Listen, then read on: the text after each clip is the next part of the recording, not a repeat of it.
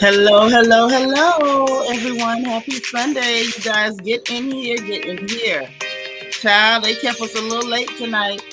Not really sure why, because some of that stuff at the beginning they could have cut out and just showed us the end. But anyway, y'all come on in here because we got to talk about these people. It's that time, it's that time. Hit the like button as you head to your seats. I hope that you got your drink in hand, your chicken wing in the other hand, your shoes off, and your wig neatly placed on the styrofoam mannequin's head. Because we got to talk about these heifers. Yes, we do. Yes, we do. Because they was on some heifer stuff tonight. These heifers was heifer in the night. And we gonna talk about it. Yes, we are. Because unlike them ladies, we don't slang, random reckless bees all across the porch, honey. We don't do any of those things. So let me greet who's here. Y'all know the rules. If I miss anybody, don't y'all miss them for me. Make sure everybody feels welcome, okay, on this porch. Everybody must be respectful. We can disagree without any personal attacks or personal remarks. Tongue and teeth fall out. Family does not. Also, if you feel the need to cuss, help yourself because this ain't Sunday school. Just make sure that you misspell your cuss words. All right? All right. We got the beautiful Bianca Edwards in here opening up the porch, and she's asking y'all to hit that like button now. Get your drink, get your shoes off, get comfortable. We got to talk about them. It's that time. Hey, Destiny. All right, my sister Renee in here. She reminded y'all to hit that like button. Do the right thing, y'all. Do the right thing. Treat me right. Treat me right. I work hard for y'all. Hey, Auntie Eva. It ain't quite over. We still got to go through the reunion, honey. It is not over yet. Leah, how you doing, girl?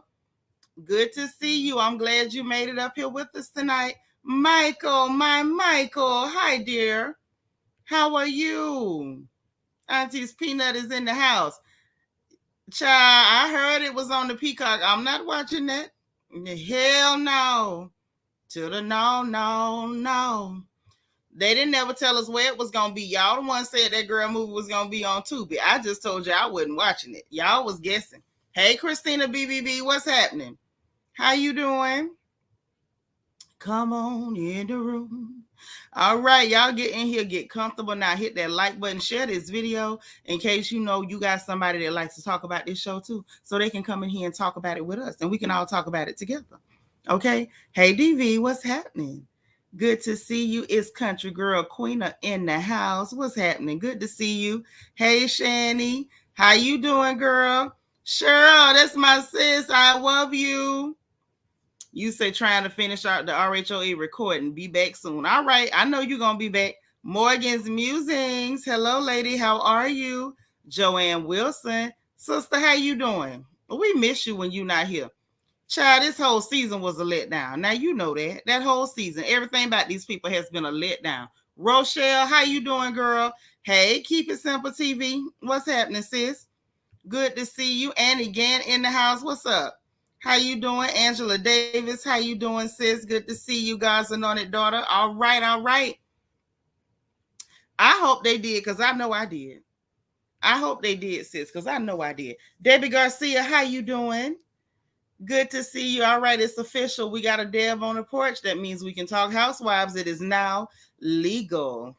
Hey, Miss Kaiser, so say you made it just in time, girl. We about to get this thing cranked up. Cool Gamer, how you doing? Always cool. Always in the house. Virgo Gale, how you doing? Good to see you, Miss Peaches N.O. All right, all right. Who else we got up in here? I don't want to miss nobody, but I'm sure ready to run my mouth. Y'all know I got the notes. Okay, Cocktails with Lovable Lisa. What's happening?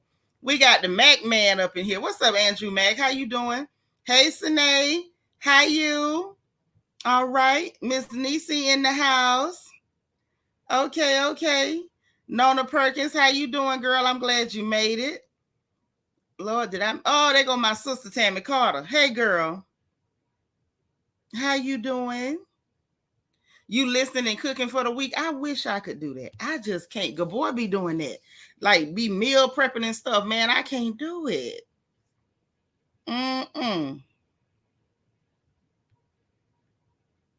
I just don't know. Just okay, Deborah Randall is here. Oh, it's double official. When I see Debbie Garcia and Deborah Randall. I already know it's about to be a good night. We got 2 Debs on the porch. It is official. Miss Thelma in the house. Brat's doll. What's happening? How you doing, darling? How are you?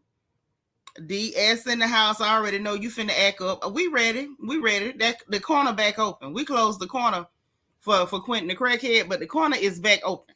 Okay, so if y'all get to cutting up tonight, DS, I'm gonna put you in charge of the chairs. Okay. Hey Magaline, how you doing? This is A up in here. How you doing? Good to see you. Oh, is that my dear Jay Della Ray? Hello, hello, my cuz. I love you. How you doing? You got to call me. We got to catch up on so much. I know you be working, but you got to call me because we got to catch up, child. We got to catch up. Southern Charm, how you doing?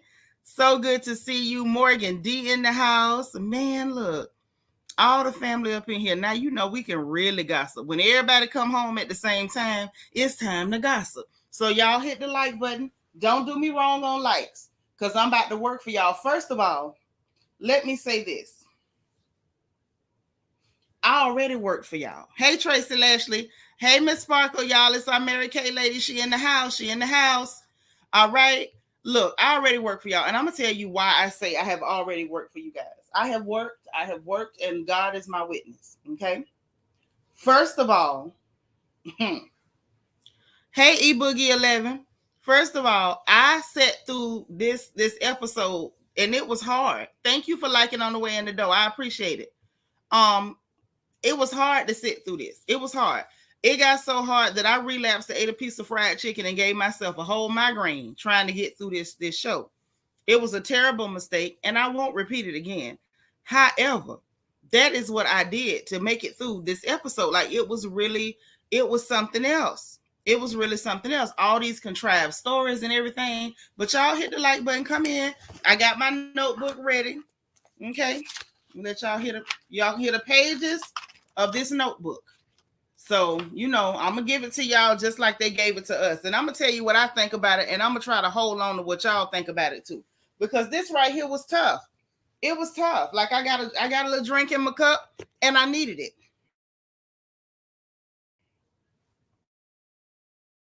I needed it. And I really didn't need to do that to myself because, like, right now I have a headache because of these people. It will never happen again, but it happened tonight. Hey, Ellie from Miami. Yes, it didn't even feel like no finale. It didn't feel like a finale. You was in and out. Unfortunately, y'all left me in there. Y'all left me in there to fend for myself. I don't even know. Never would have made it. I don't know how I made it. I'm telling you, I feel like I should be singing How I Got Over. Because I made it out, but I don't know how. And then just to think, we got to sit through the reunion. We got to sit through that. Jay Della Ray said, I feel like that last episode could have easily been the first one. Could have been. Could have been. Deborah said, this episode was truly hard to watch. I gave up halfway through. I wish I could. Queena, I wouldn't fool you. It was bad. It was pretty bad, man. It was pretty dadgum bad. Yes, Bianca, tell them, remind them, hit the like button. At the very least, hit the like button and help me out. I have suffered for my sisters, my brothers, my cousins, my nieces, and my nephews on this good porch. I suffered for y'all. I did. But this was painful. Like, figuratively and literally. I'm so mad at myself for eating that piece of chicken. But I mean, like, I really had just given up all hope on life at one point. So I just said, well, the hell with it. Just eat the chicken. And right now I have a splitting migraine because my body is rejecting it. Yes, Mac, I took one for the team. You say I can sit through the reunion for y'all. Ain't that nothing? You see how people do you? When you treat folks like family, they try to send you out there like cannon fodder. Y'all see that, right? Man, look. The best thing I can do is pick through the lies and tell y'all what I read from between the lines, because this was a mess. Cuz say this episode was forced and full of made up tears. So much fake crying. Lord have mercy. Listen, let me just say this. I can't take too much more of Drew Sadummy. I can't take too much more of Drew Pittman. She is irritating my soul. Right, E-Boogie. Sheree Sip and See was the finale, but then Drew Drama sent them scrambling to add it. Glad the reunion is only 2 episodes. Yeah, they should have left it at the Sip and See. That was really where it should have stopped. You know, at least we got to see a pretty baby. People look nice. That was it. We didn't need this. Yeah, I'm gonna give you a good laugh. I got you. I got you. I'm gonna do my best. I'm gonna work for you. Okay. That's right, y'all. Hit that engagement button on the bottom right hand side of your screen. Miss Lovely T, how are you? You say the worst finale of all franchises. You ain't never lied. You sure ain't lied. I detect no lies, honey. Well, thank you, Miss Nisi, but I suffered in order to do that. Randa, how you doing, girl? Yes, Drew Sadumi. She's just so dumb. The acting is so fake. This girl make up stories that don't even sound believable. But yet and still, I got to cover it. So let's go on and cover it. Let's get it out the way. Let's get it done. Mm-hmm. Right. Who finna watch that with Drew Sadumi? Don't nobody want to see that. Oh, Lord. I don't know. Y'all better ask Gabor because he called me and said he watched it. He went and looked at it. I'm not looking at that. I'm not interested. I will never be able to tell you what happened. Y'all gonna have to wait until Gabor cover it, and then y'all gonna have to ask him what it was, what was in it, and how did it go. Because I'm not looking at that. Hey, Star. So look. First of all, let me turn my lamp up bright. Because right now my eyes about to fail me. Hey, Patricia Robinson. You ain't late, girl. We just getting rocking. So, and we just getting rocking because the episode was supposed to end at the top of the hour, but they ended up going longer to add in that Drew Sadumi stuff. So here we go. Here we go. We get the filler scenes at the beginning. I feel like I'm saying the same thing every week. We got them coming in off the divorce insert from last episode. We got the producers asking Drew, what haven't you been saying to, like, what don't we know about you and Ralph relationship? We get flashbacks of Drew and Ralph, the kiss lie. We get all that foolishness. We get Sheree, Cairo, and Mecca at the little gym. I thought that was cute, but you know, I'm biased and I'm honest. I'm gonna be very honest. I'm biased as hell. If there's a scene with a child, I'm probably going to like the scene. Okay? And I don't care who gets mad. I like children.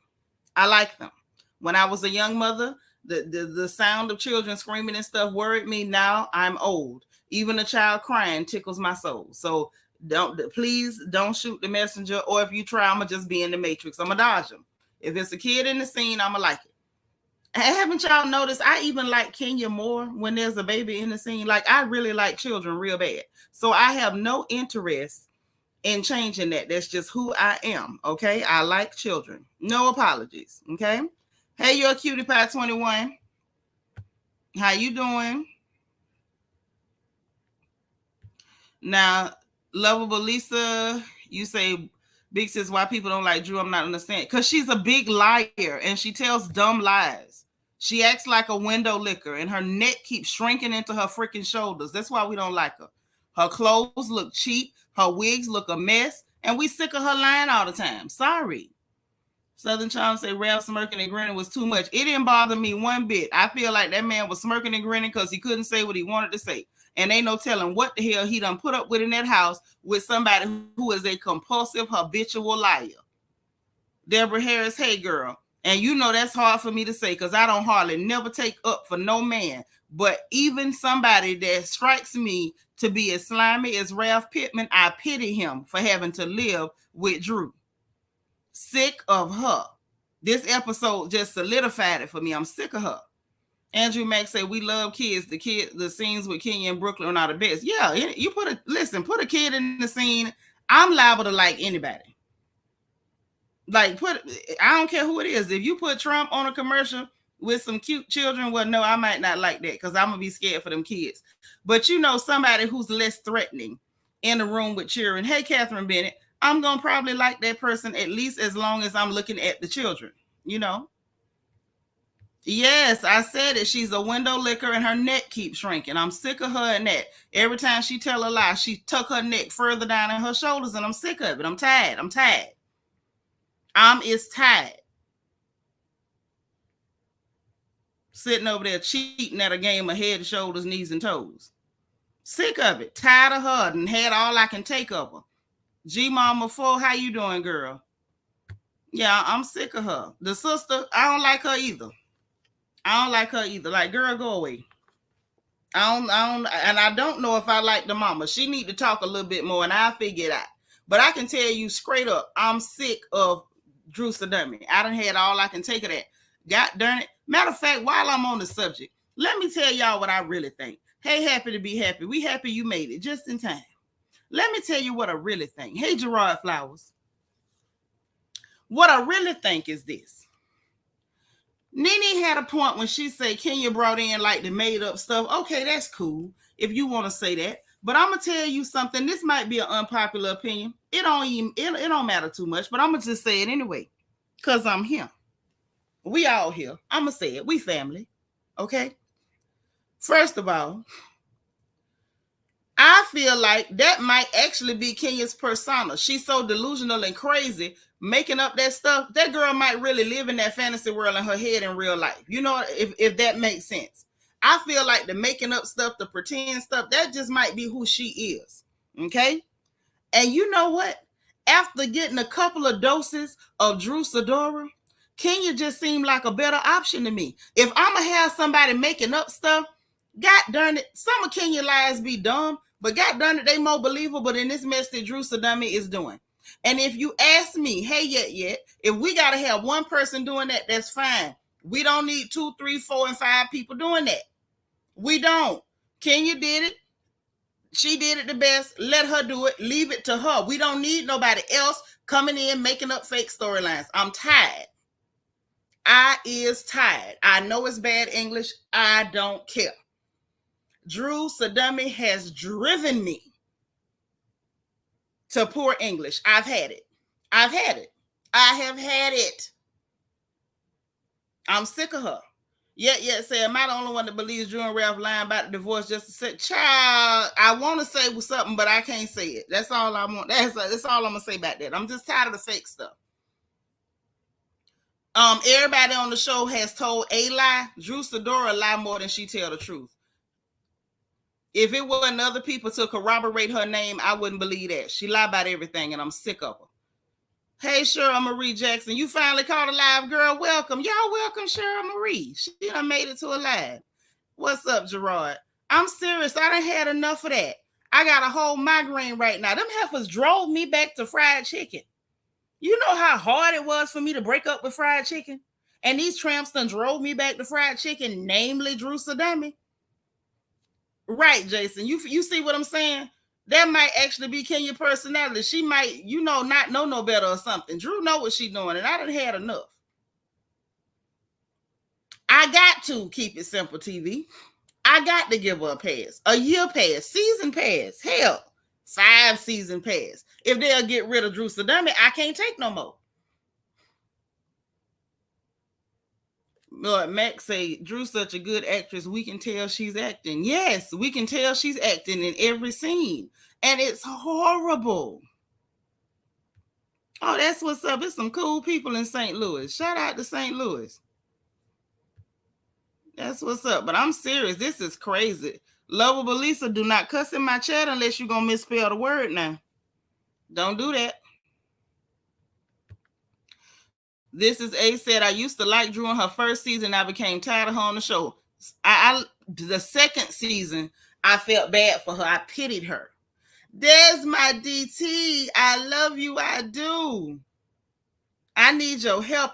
Listen, DT, I'm suffering. I just sat through a bunch of stuff with Drew Sadummy telling a pack of lies, pretending to cry, fake storming off. I just can't. I feel like I've suffered so much. Janice. Hey, Nina Ross. So what I said about Kenya, it makes sense, right? I feel like she don't really mean, maybe, I'm not going to say she don't mean no harm, because she be meaning harm. But I feel like the making up the pretend stuff, I think that might just be what she does. That might really be who that girl is. But this Drew stuff, I can't take no more of this. DT said drove me right. Oh, Lord have mercy. I'm about to pass out. DT is back. My sweetheart is back. I am Butterfly. Thank you so much for the cash app. You know what? I'm going to put that on some BC powders. And in the note, Iron Butterfly says, for I appreciate your sacrifice. Thank you for understanding how bad I'm suffering over here. Because this ain't doing it. You say, Sadummy, well, that's new, and I'm crying. I want to cry. I just can't afford to. Because at that point, my migraine will just get worse.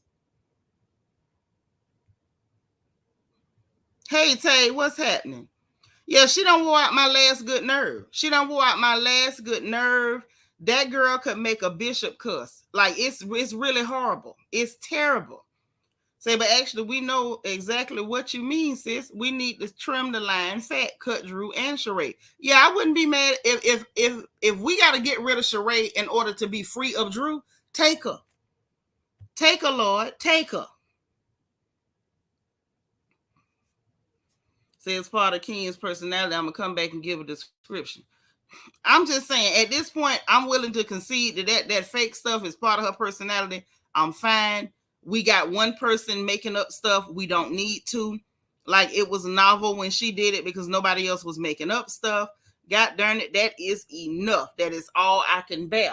Hey, Angie, our pretty girl from Miami-Dade County. Okay. Kiki Q up in the house. You say, why would I ever break up with fried chicken? Because I like the fact that I have an hourglass and I don't want this Coca-Cola bottle to turn to a 2-liter. That's why. That's why I broke up with it. That's what you're supposed to do when you trying to, preserve that old Coca-Cola. I still got that cola and I'm not trying to be a 2-liter. That's why. Or a keg. I don't want to be none of them. Hello, good night. DT said, I can't read that. Jesus. Vita is here from Denver.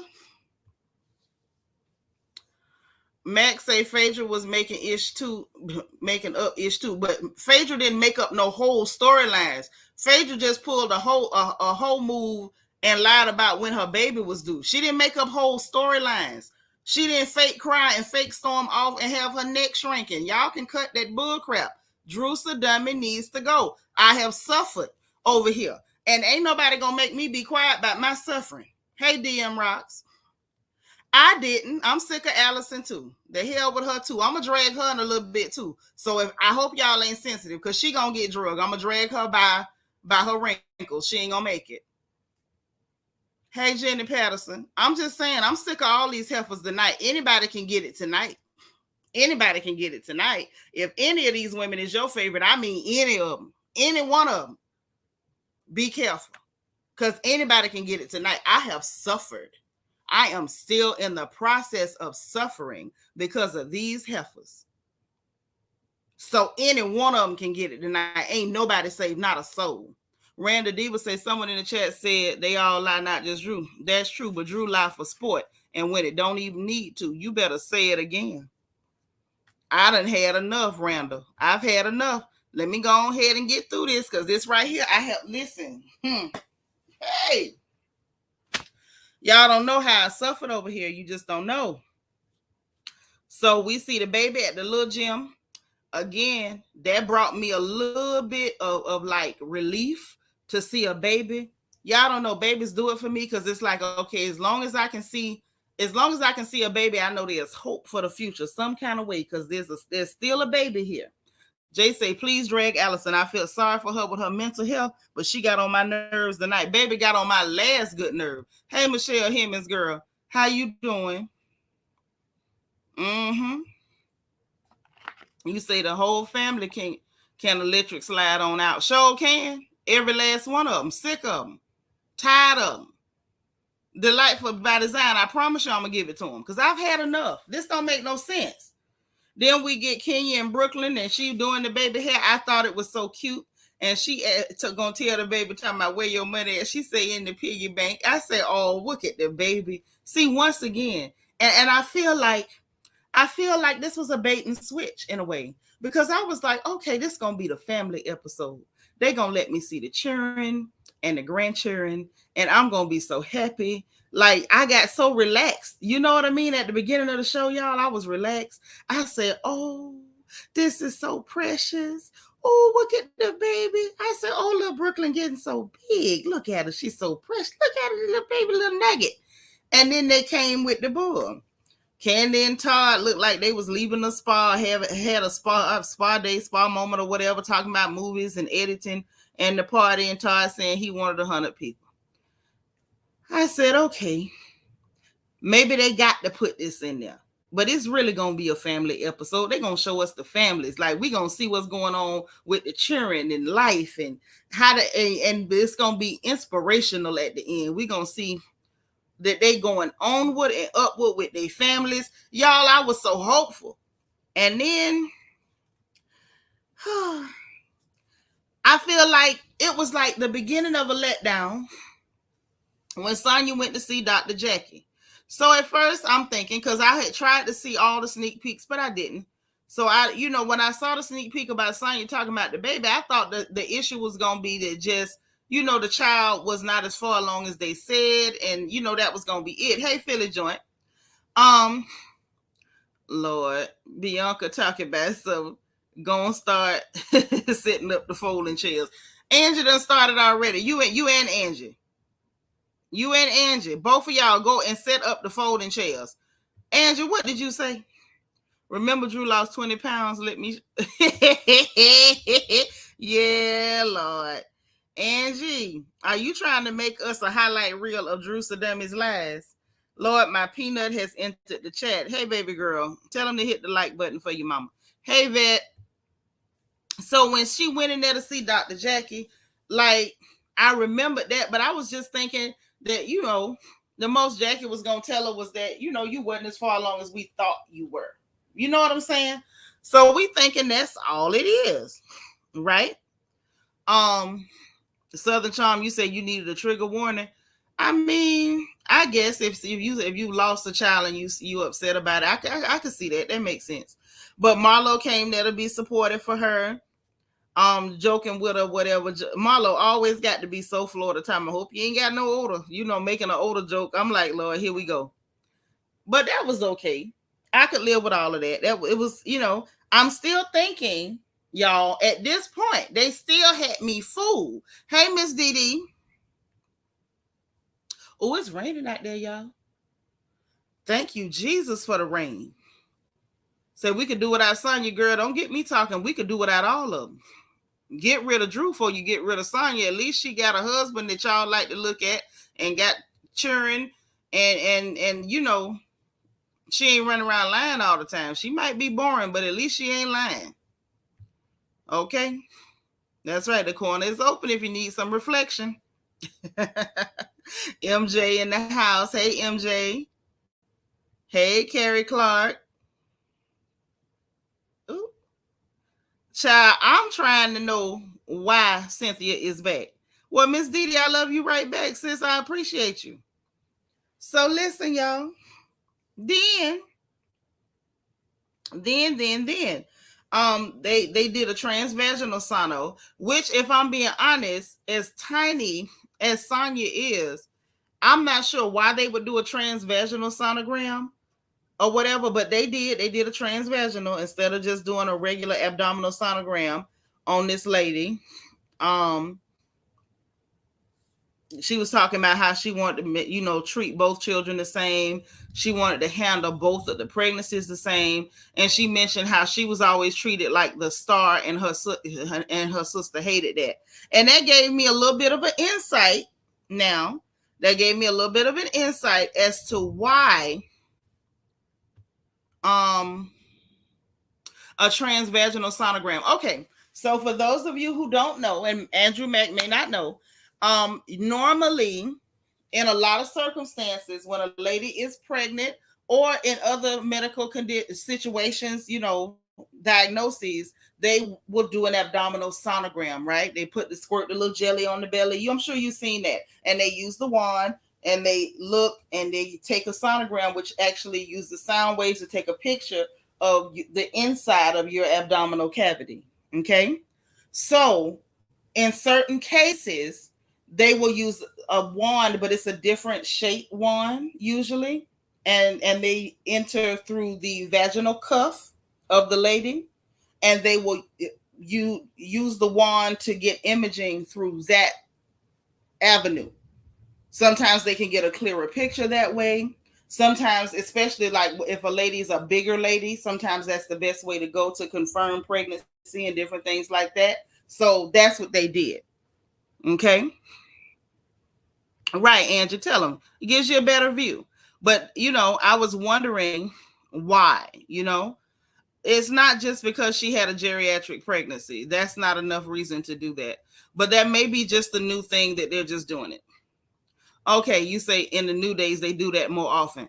Yeah. Okay, so that was why. Because I was like, why did they do a transvaginal? I was really, honestly, I was just talking to my baby not long ago. I'm a dinosaur. I'm a throwback from the land before time. Okay, I just don't look like it, like our friend who likes rocks, who shall remain nameless.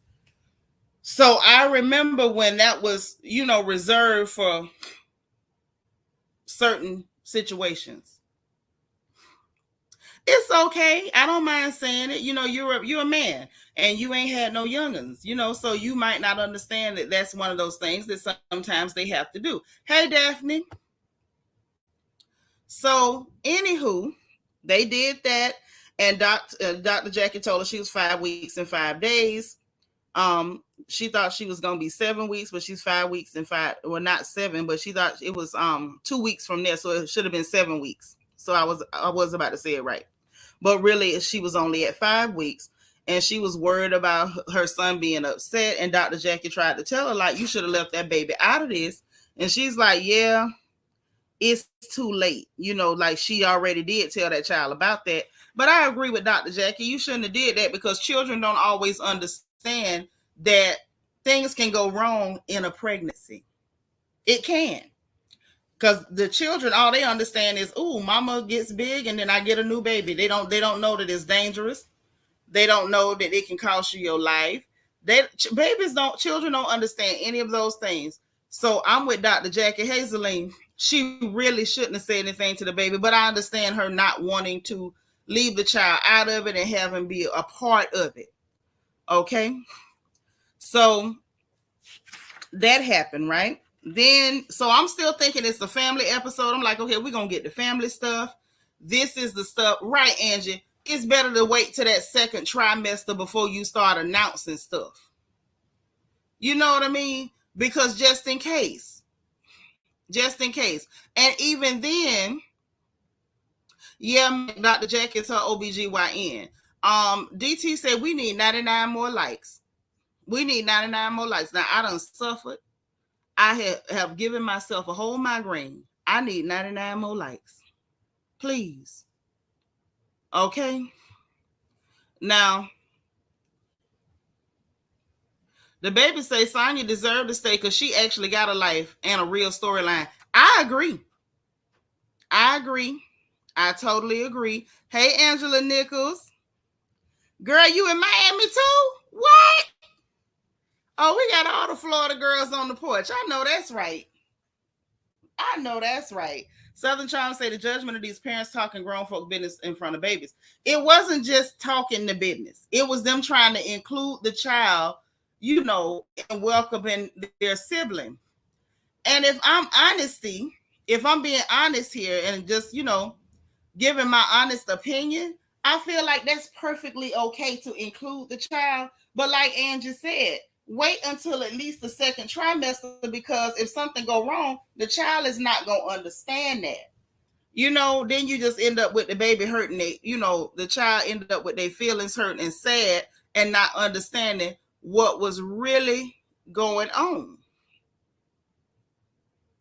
That's just what that is.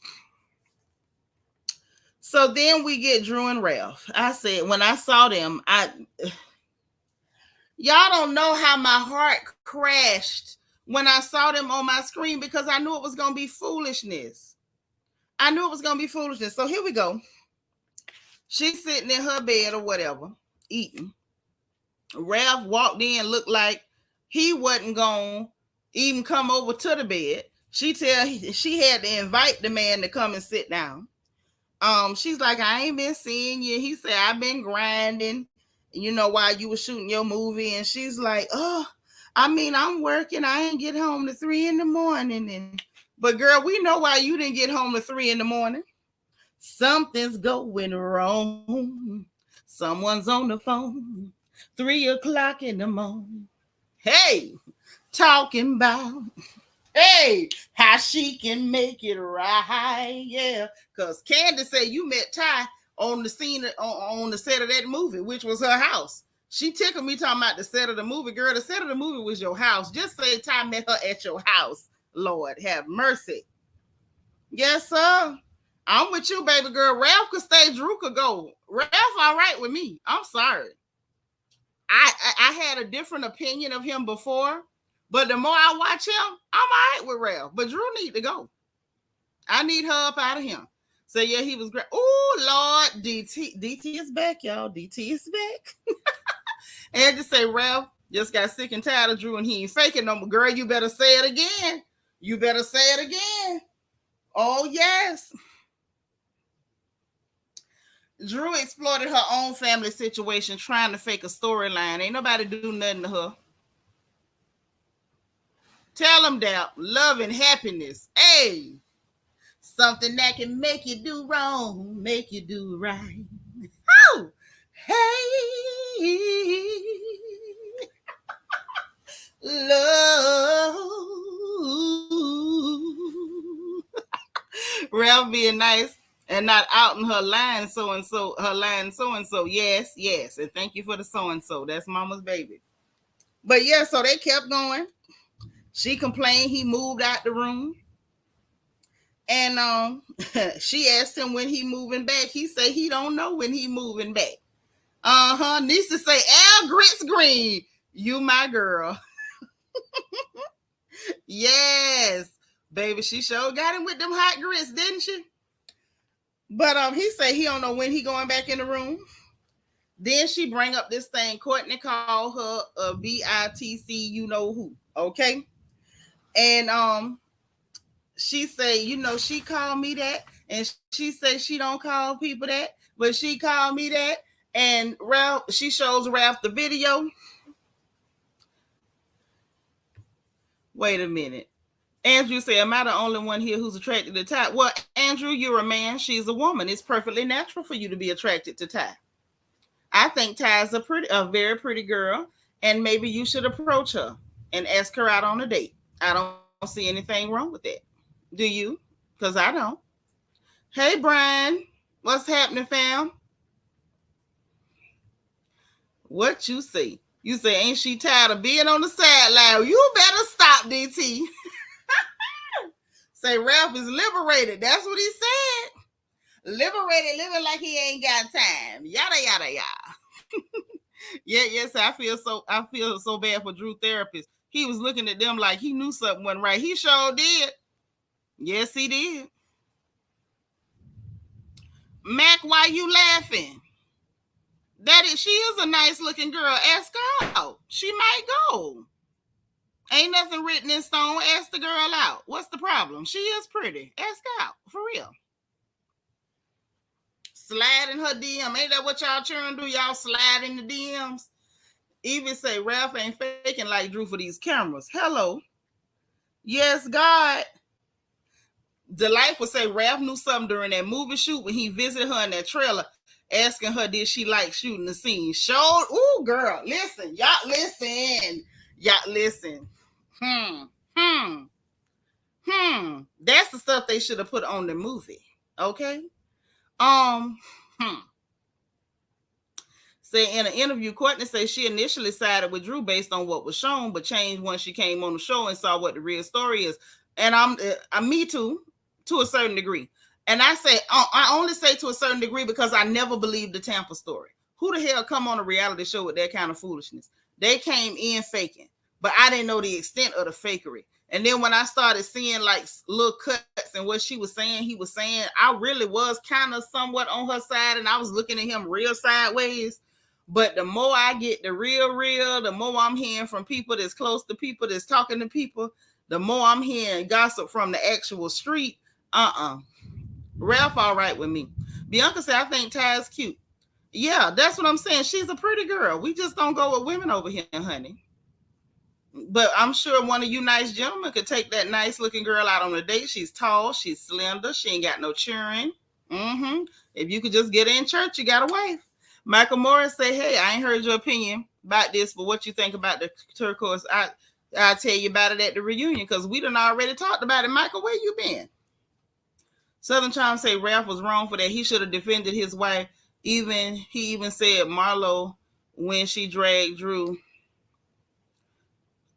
Sided with Marlo when she dragged Drew. Ralph ain't. Child, please miss me with that. I don't mean no harm. You know I love you to death. I really do. I love you like red Kool-Aid.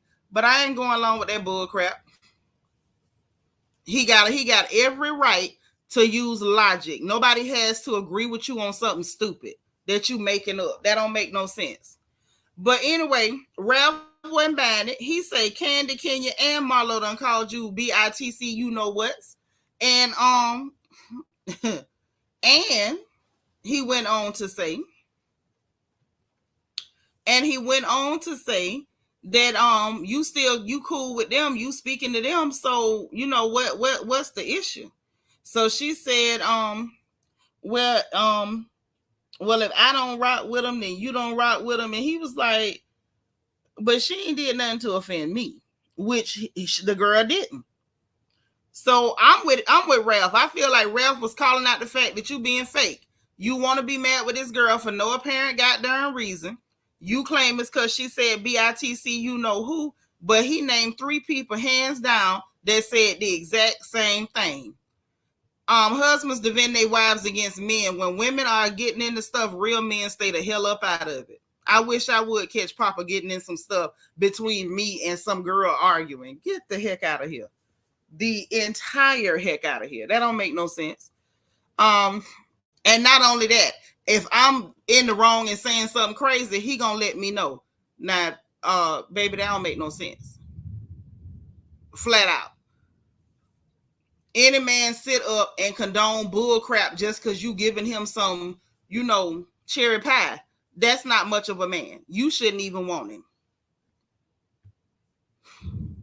Hey, Cheryl.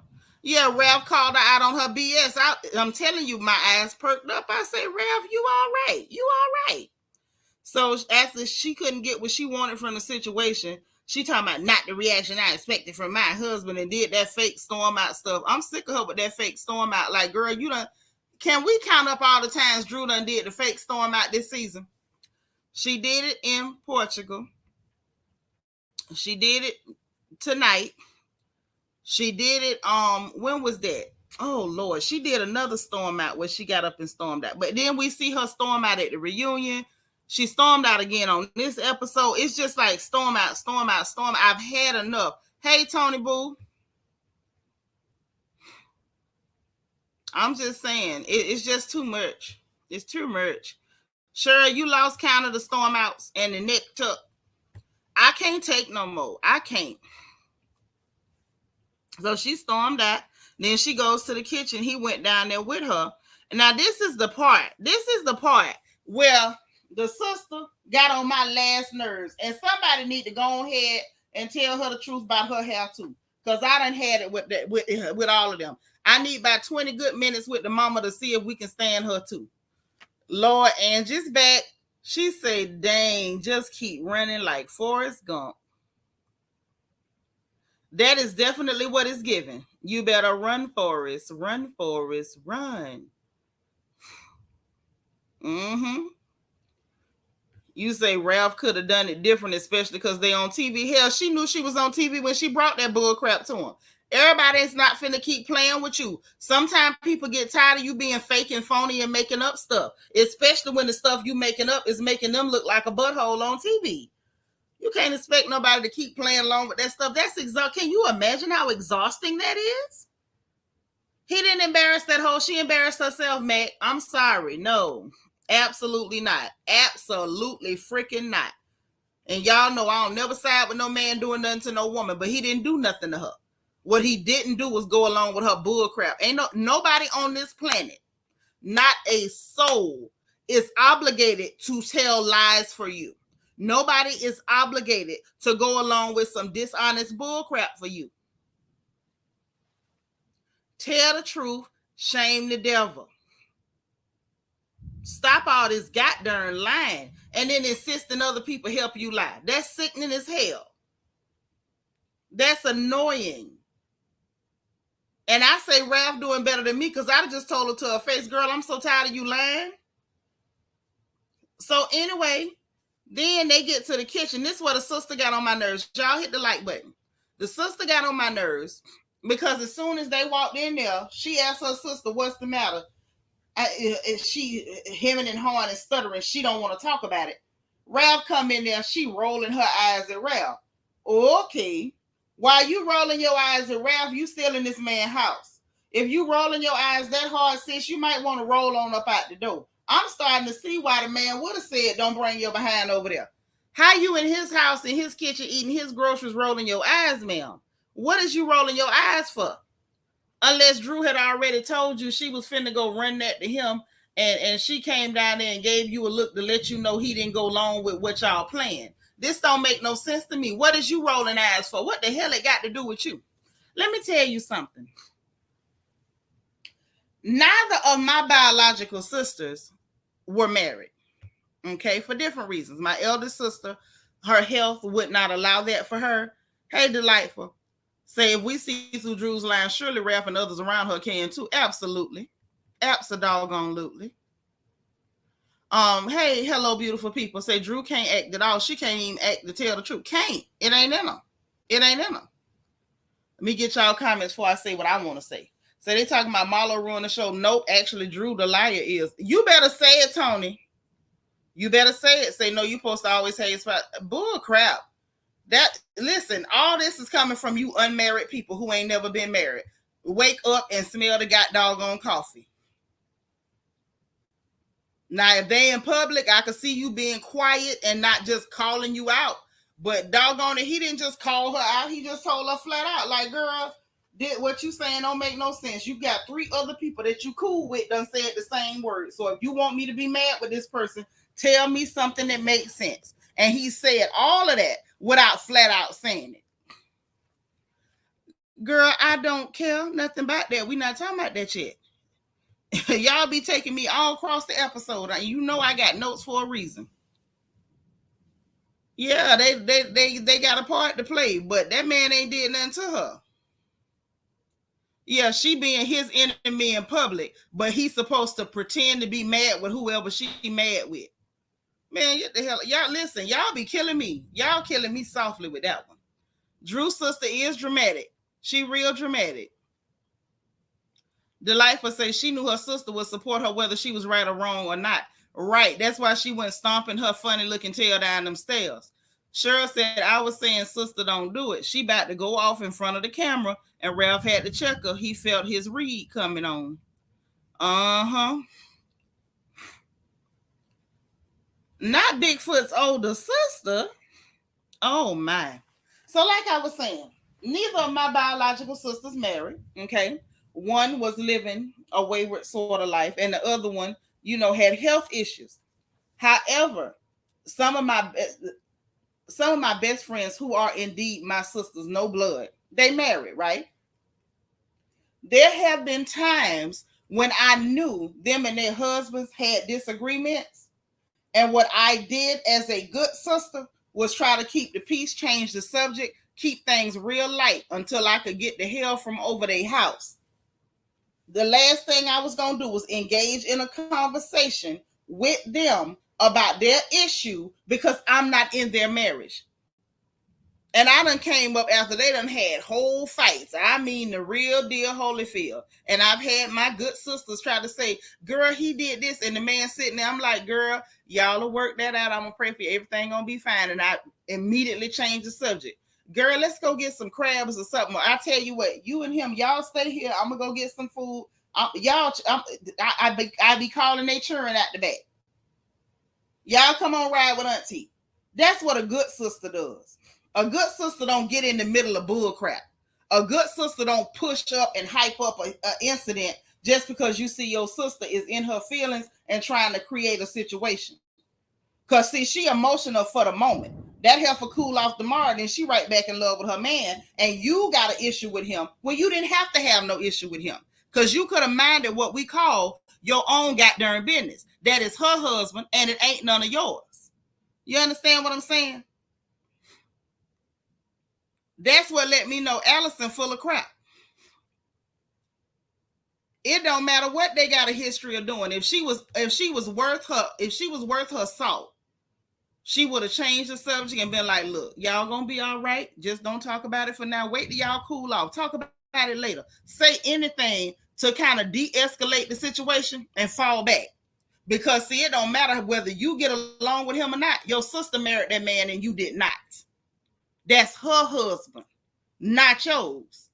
So that's why you don't put your nose in it, because that ain't none of your husband. Okay? Hey, Lita.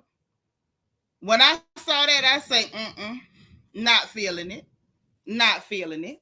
Cheryl say, absolutely, that's what a sister would do. Try to diffuse the situation before it get worse. Did that with my sister and her hubby. Because that's what real sisters do. That's what real sisters do. If Eva's still here, she can tell y'all about her Aunt Nay. Now, we done slid past there a couple days and it was some stuff happening. I ain't never picked no side, do none of that. The best I was gonna do, girl, come on in the room. I'm gonna pray with you. You don't escalate nothing between no husband and wife. What the hell is wrong with her? What type of woman is she? I didn't like her for that right then and there. I said, she the wrong type of chick. She the wrong type of chick. So then, after all that happened, Ralph and the Allison trying to jump in, and he was like, you called her one. And then she got mad talking about, you put me in it. Heifer, he put you in it because you put yourself in it. See, that's why you don't get in people's stuff.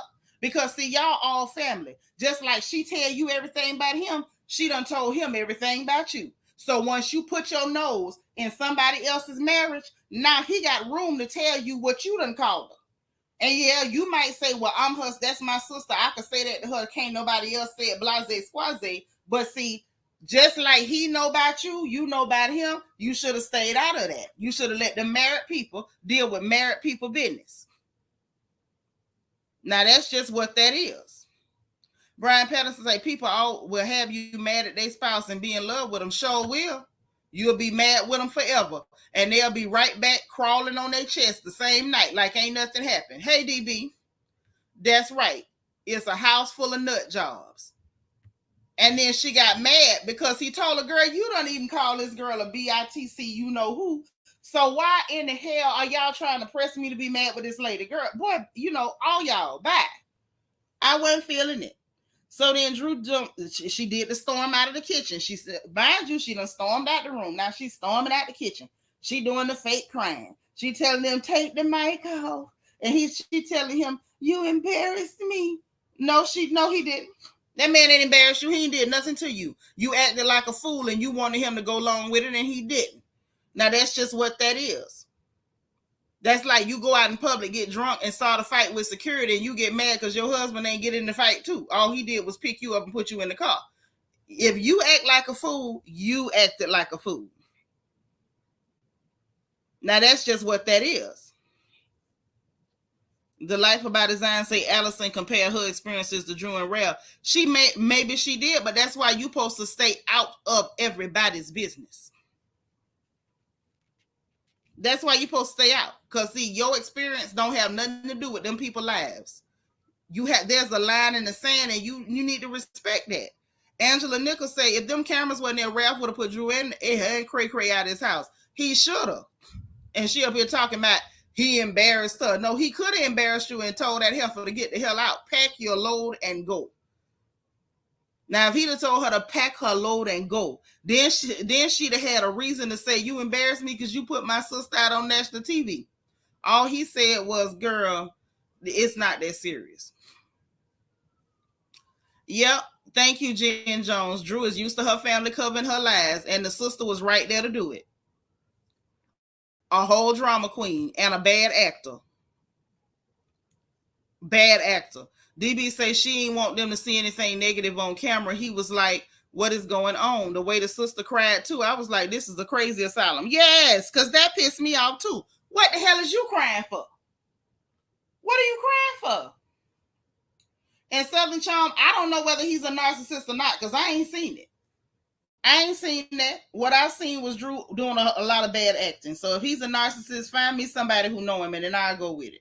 Because at this point, anything Drew says is suspect. If that whole say the sky blue, I'm checking. Now that's that. She stormed off back upstairs after she stormed out the kitchen. Then she stormed upstairs. That's what she do when she don't have a rebuttal and her lies are like really crashing into each other. That's when you get the storm off. That's when you get the storm off. Okay. Then the sister come running up there. Why would you do that? And she start crying and pull a storm off. Like, girl, bye. Get out this man's face. That's not your husband. Get you a husband. And stop running up in that girl husband face with that mess. I don't think he enjoyed hurting her. I think that boy is tired of playing with her. I think he tired. People get tired, Matt. They get tired. You must be ain't never been around a liar. I done been around liars are exhausting as hell. I'm not knocking him for that. Hell no, because the look I saw was I'm tired. DB said, imagine what them kids done seen. That's the real conversation. That's the sad conversation is what them babies might have seen in that house. DT said, all I can say is Ralph has a nice back and his lips are so, oh, Lord. Yeah, she was wrong for that. She was out of line all the way around the board. At this point, if I could have, I would have turned the whole TV off because I didn't want nothing else to do with this. Like, I was done. Thank you, Tony. I don't believe nothing that lady say. Nothing that lady says. I mean, he's a man, so we know he lies. Like, water's wet, up's that way. And still, I don't think he can keep up with Drew. DB say what's going on is he went along with the lies for the story for years. That's true.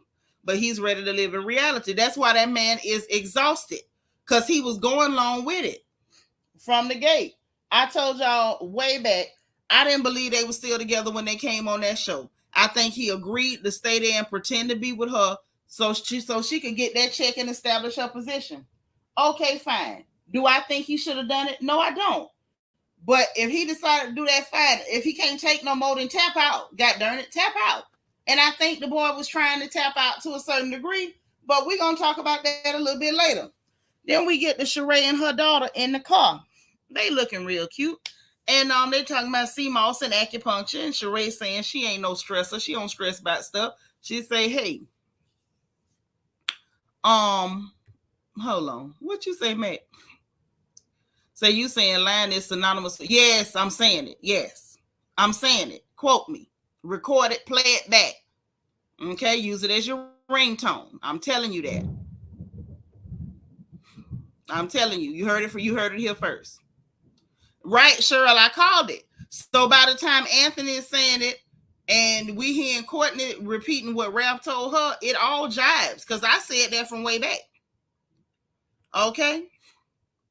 Yeah, Sheree doing everything but praying. You better say it again, DB. I ain't seen Sheree pray yet. Sheree ain't giving me no type of, inkling that she gonna be a praying grandmama.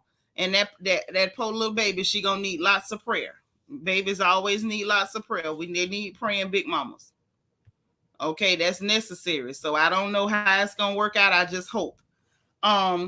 And it do look like Sheree was hurt by that lie that Bob told. It is hurtful to find out you was with somebody and they lied to you the whole time, did you wrong the whole time, and then you still finding out later about most stuff they did to you. I'm sure it did hurt her feelings. Not gonna knock her for that. She's a woman. She got a right to feelings. But anyway, she said she don't stress, y'all. She said Bill collector call her and she ain't got it. She said, hell, what I'm gonna tell you, I ain't got it. You'll get it when I get it. And I said, well, all right then. I like your outlook on life, and we've seen evidence of that. When Sheree ain't got it, she ain't got it. What you gonna do? If she ain't got it, she ain't got it. Mama Thelma got that bread. She'll bail out. She ain't sweating it. She said she ain't finna get not one extra line, wrinkle, or nothing in her face. Hey, born to be wild. I don't know if she lying about that baby or not, because not from what the daughter said, it don't look like she lying. I don't think she knew it all. I really don't. Ain't nobody knew. Even Candy and them that been knowing him for years, ain't nobody knew he had that darn baby. And what it looked like to me, born to be wild, is Bob lied on his children with Sheree. Because he tried to lead her and everybody else to believe that the children had been being around the girl the whole time. According to Sheree's daughter, she was like, yeah, mama, I met her over at Bob mama house. It was some kind of family dinner or whatever. And so when Sheree let her know what he said, that y'all had been being around her, that girl was looking like, he said that. I thought this was some like long lost daughter or something that just had found him or something. Bob lied on them children. I'd be wondering if y'all watching the same show. Bob lied on them children. Them children met her that one time at the grandmama house, at Bob mama house, and Bob sat up in there and basically tried to lie on them children to push them in front of it, because basically he's a scumbag. Period. There's no other way to put that. You married this woman telling her you had 2 children, Negro, and you had 3. But we already know that Cyclops is a big liar. I mean, she could be suspect, but the facts don't change. Y'all, that's the part y'all got to keep in perspective. Even if you don't like a person, keep it a buck. Pay attention to the details and the facts. That's why I have my notebook, my pen, and my pad. What happened in that conversation? The daughter said, yep, mama, I thought you knew about her. We met her that time at his mama house, talking about Bob's mama house. When Sheree said, and I'm reading my own notes because I was writing as they were talking. When Sheree said, he said it like y'all had been being around her, that he had been bringing her around you and Cairo and whatever. And she said, what? He said that? I thought this was like a long lost daughter that had just found him. So when she met that child at the grandmama house, that was her first time seeing that child. Bob lied as per normal. Who cares if she dropped out of 8th grade? That don't change the fact that Bob had a whole baby he hid. Mac, you see why I say man equal lie? You see that? See that? Mm-hmm. So I thought that was interesting that we find out that not only is Bob a scumbag and a psychopathic Cyclops, he also is not above lying on his own goddamn children. Ooh, my sisters done sent me some cash apps. Let me send some hearts back. Hold on. I don't want to miss nobody. Hold on. All right. Annie Gant, thank you so much for the cash app, sis. I appreciate it. Who else we got? Oh, Bianca, thank you so much for the cash app. She said, come on, Al Green. Listen, we had to jump on it because Drew said she was coming home at 10 o'clock in the morning. Okay. Beloved. All right. Thank you so much for the cash app. She said, just cause. I appreciate the love. Love my sisters, honey. Love them. So listen. Now we get Kenya Brooklyn and her daddy. Now this was a scene right here. What you say, born to be wise? Say thanks for your notebook. Was really not paying attention to Sheree. I never do. We know Bob is an idiot for sure. Show is, girl. But that listen, sis. That's why I keep that notebook, because these women, them stories be flipping and changing and doing gymnastics, and I like to keep it straight. Max say, was that Sheree's eldest daughter in the car or the youngest girl? No, I think that's the biggest girl. She real pretty, but that's the biggest one. That's Tiara. Tony say Bob always lying, so why would he not be lying about this? I know, but Tony, I'm gonna be honest. That kind of got me, because I know some people.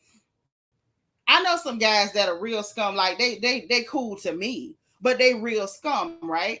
But they wouldn't lie on their kids. Like they would lie about a lot of stuff, but they wouldn't lie on their children. So it kind of threw me like, Bob, you even lied on your children, dog? Like for real? That was a lie. Yeah, nah, Southern Charm. I'm sorry. That's a big reach. That's a big reach.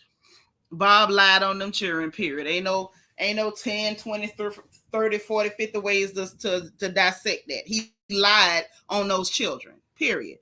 That's what he did. And he ought to be ashamed of himself. But like I said, he's a psychopathic cyclops, and I don't expect him to change anytime soon. So Kenya Brooklyn and her daddy. Let me say this. Again, this was a scene with a baby, so my face lit up. This was like, I needed this after that scene with Drew, Ralph, and her sister. I needed it. I absolutely needed to see the baby. I did. And let me say this. Kenya gives us a different version of herself when she's talking to her daddy too. And I know that she got her daddy's eyes, like around the brow bone and the way her eyes is cut. She favor her daddy. She really do. I said, okay, all right. I'm seeing something here. I'm seeing something. She said she was fixing the second breakfast. That must be what the baby requested. And Brooklyn was like, I want my mama to sit by me. She didn't want to sit by her granddaddy. Excuse me, y'all. I had to cough. She didn't want to sit by her pop. And I noticed Kenya, honey. Kenya was like, I'm going to sit by you, but don't do that to your granddaddy. Don't do that. She peeped it and called it quick. That's why I say, y'all say what you want to say. Kenya strikes me as a good little mama. Like, she keep that girl in line. Even when it's something that ain't so serious, but she see that it ain't just right, she checks her. I'm like, Kenya's giving me a good mama here. You know, and listen, again, I am biased toward children, and I'm extremely biased when I see a good mama. I am. Good mothers are so hard to find these days. Most of these girls be phoning it in. Okay? They be phoning it in. So that really kind of plucked at my heartstrings. I said, look at Kenya being a mama. Go on, girl. You know, I was real proud of her in that moment. And so then we find out that, you know, the baby really ain't been around her pop that much. She'll find out, you know, she'll get more accustomed to her. And the baby say, I'm shy. She was like, you ain't that shy. She straightened her, you know. And then Kenya said she's had a rocky relationship with her daddy. And I said, okay, yeah, I can see that. I still would like for him to explain to us exactly what he did to her mother, because clearly he did something, okay, for this type of situation to be what it is at this present time. Okay.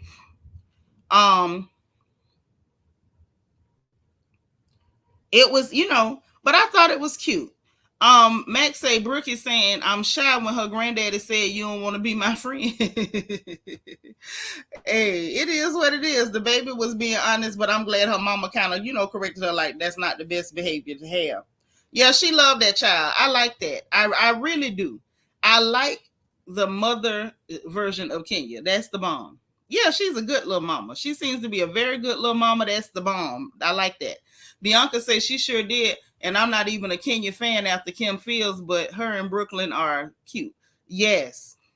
Yes. It's giving bomb mom. Like, she is the bomb mom. I'm gonna give her that.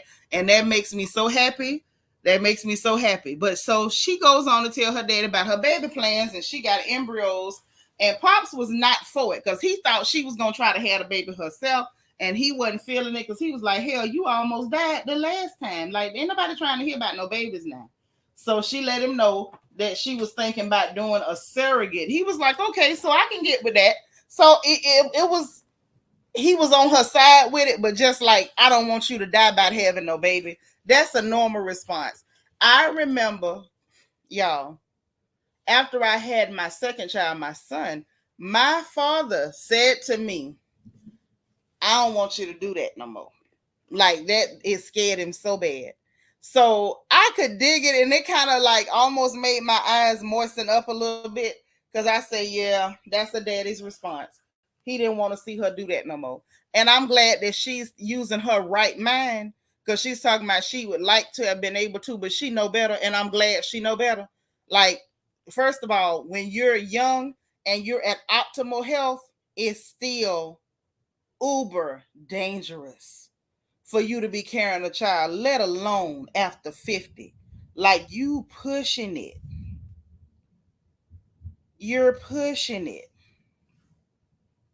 You know, so I'm really glad that she realizes that that was not the best thing to do. Surrogate is the better idea. She did tell her daddy though that she ain't told Mark that she want to have them babies. I will say this: she don't have to tell him nothing. If you got legal custody of the embryos, go on and have them implanted somewhere and have the babies. The question I have is, she may own the embryos, but once the child comes here, what type of rights would he have to the actual child? She better research that, because when they was talking, that kind of hit me. I'm like, what if he pulls something slimy? Because you can't put nothing past them now. What if he pulls something slimy and after she go through the trouble of paying a surrogate, going through the process, getting the baby, bonding with the baby, for him to say, that was mine too. I want visitations. I'm the legal father. Because you have her having possession of the embryos, that doesn't establish parental rights, I don't think. And I think it may vary from state to state. I don't know, but it was just when they was talking, y'all, that kind of occurred to me. And I'm like, I don't know, Kenya. You might want to, check on that.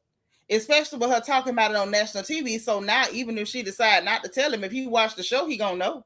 If somebody who know him watched the show, they gonna tell him. So it's like, yes, Southern Charm, I think she do still want that man, but that man don't want her.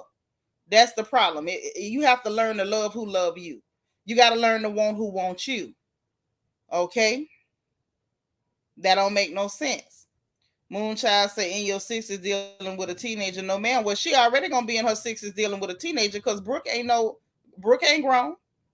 Brooklyn is not grown. So by the time she hits 60, she already gonna have a teenager. So if she gonna do it, I feel like it should be now or never. Max said, I'd love to see Kenya have another child up. It would be nice for her. It would. And the baby says she wants a sibling. So I think it's a wonderful thing to want to do. That's what she said the night, Queen, that she gonna pay a surrogate. That's what she said she gonna do. I'm just questioning whether, Mark could give her trouble down the road. He seemed like he'll renege on a deal or pull a fast one. So I don't know. I don't have a lot against him other than him still trying to get money after she done paid him. But I just don't know what he would do. Her daddy told her seemed like she on pins and needles. She's saying, she don't know what to say. She don't know what the answers are, so she just gonna be quiet. I understand that. But I will say this, I did like her interaction with her father. She's a lot more likable in the real scenes. Like when she with them women, it's like she started faking and it just goes bad. But honestly, her with her father, her with her babies, her with her business, it seems to be a better version of her. I don't know what that is, but it just seems that way. So then we get Marlo K, her assistant, who hooked her up with this strange man over at Lee Archive. So we find out she's the head of wardrobe for Tammy Roman's situation. She was in some magazine called Simply Buckhead. She was on the movie set with Cynthia. No, that's not shade. That's the truth. Y'all be tickling me. Everything shade, shade, shade. If y'all don't quit watching Drag Race, everything ain't shade. That's the truth. She done already paid that man enough money. She don't owe him nothing else. Once she paid his back taxes, what else in the hell do she owe him? Everything ain't shade, baby. Sometimes it's just keeping it real. Hey, protect my energy. Say, see, that's how you know God had a perfect plan, because those are science questions, not God questions. Thank goodness for science giving people alternatives. But would he be legally responsible? I don't know. I don't know, because sometimes the law ain't caught up with science. Sometimes science outruns the law. I just don't know. I just hope that she be careful and that man don't take advantage of her, because you just don't know what a man will do. Moonchild say, my thing is, if she claimed Mark abandoned his responsibilities, why put two children through that? Well, the second child wouldn't go through that because that child wouldn't know him. How would the child be rejected? The child wouldn't know him. That's not her plan. So she say. Destiny say, yeah, he seemed like a high conflict co-parent, and like he just want to cause some ish just to cause some. I researched too, respectfully. Clearly. Tony Booth, you better tell him. That wasn't shade, it was facts. There's a difference. Hello. Good night. Y'all know I don't play like that, but I don't like to see a man take advantage of a woman in no case. If y'all have an arrangement, she did what she agreed to do. You need to do what you agreed to do. and going on about your business. What he's doing, trying to get her to pay some other stuff, she say, and I believe he probably is trying to get her to pay some other stuff. He's wrong for that. Period. You see, that's why you're supposed to ask questions. That's why you're supposed to ask questions, because I don't believe she married at all. Now, let's get into it. I don't believe they really married, not legally. Now, that's just what that is. But anyway, back to Marlo. So then she said she was on the movie set with Cynthia. So she said things going good with Le Archive, people, wardrobing out of her stuff. She had to meet up with Garcelle Beauvais and different stuff like that up in there, and had made a mess for that girl to clean up the next day. That wasn't very nice, but that's what happened. So then we get this Scottley character. Y'all know I don't like him coming in there.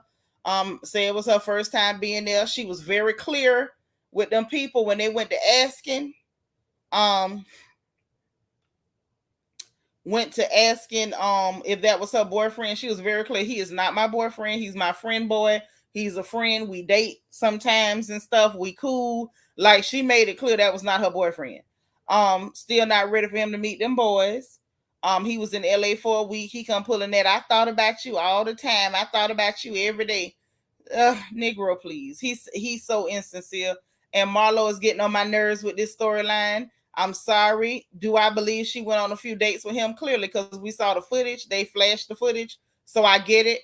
But I just don't believe she likes him. And I'm tired of watching it. I'm tired. Candace sent over a text invite for the little movie party, and she gonna let him go with her. Of course he gonna go with you. She talking about he show up and he's a good support. He's a good support system, or he's good support. However she put it, I did write support, but I think she said support system. Anyway, I feel like that's not him being support. That's him trying to get free promo for that strip mall restaurant. That's what that is. But either way, that scene could have been done away with altogether. I'm all right with Marlo with Le Archive. I want to hear about your business. I want to see your clients. If I got to see something, let us see some of them fabulous clothes. Some of the stuff I caught a glimpse of look real interesting. I would have rather her pull out outfits and try them on than for us to have to see this character. I was over it. I was over it. No, I ain't talked about the chairlift in the lady house because I don't know nothing about it. I don't know why it's there. I don't know who it's for. And I think what Kenya said was vulgar and vile. So no, I haven't talked about it. There's nothing to talk about. So back to Drew, Ralph, and Dr. Ken in this therapy session, Lord. Why did we get so much Drew and Ralph, y'all? This is why my head is hurting. This is why my head is hurting. Right here. I have a headache right now because of this stuff. So Drew, Ralph, and Dr. Ken in the therapy session. So we get them letting him know that Ralph is not in the bedroom, and Ralph say he want to be out. The therapist say he could tell they still love each other. I feel like the therapist is just talking to talk at this point. She said, he asked how did they feel about him being out of the bedroom, and she said she feel alone. He said he feel liberated. I say not liberated, Ralph. Liberated? Okay. And she said because he ain't talked to her about it, he just did it, and he never told her he was gonna do it. And he went on to explain why he felt liberated. He said he comfortable. He get to sleep through the night. He don't get disrupted. He said when she come in late, wake him up, and he up for the next 2 hours. She had a heat turn up. See, when people start making complaints like that, it's because they don't like you at all. They don't like you at all. They don't like nothing about you. When every little thing about you like that worries them, it's because they don't like you. And it was just like, he was just like letting it out. Like, I feel better. I feel liberated. He was like, I ain't been able to enjoy the fruits of my labor. I just want to be able to just really. And I felt like he was finally like venting. He was venting. And Southern Charm, what are you talking about? What the hell is inappropriate about the man answering the question and talking about how he feel in therapy? The man can't even say how he feel in therapy? Really? Sometimes y'all be bugging. So you mean to tell me you supposed to pay for a therapy session, go to therapy, and then lie to the therapist? Listen, some of y'all, if you ain't married, don't get married, because y'all really it's coming in a little crazy. You can't even say the truth in therapy. You got the lying therapy. Listen, if you got the lying therapy, don't go.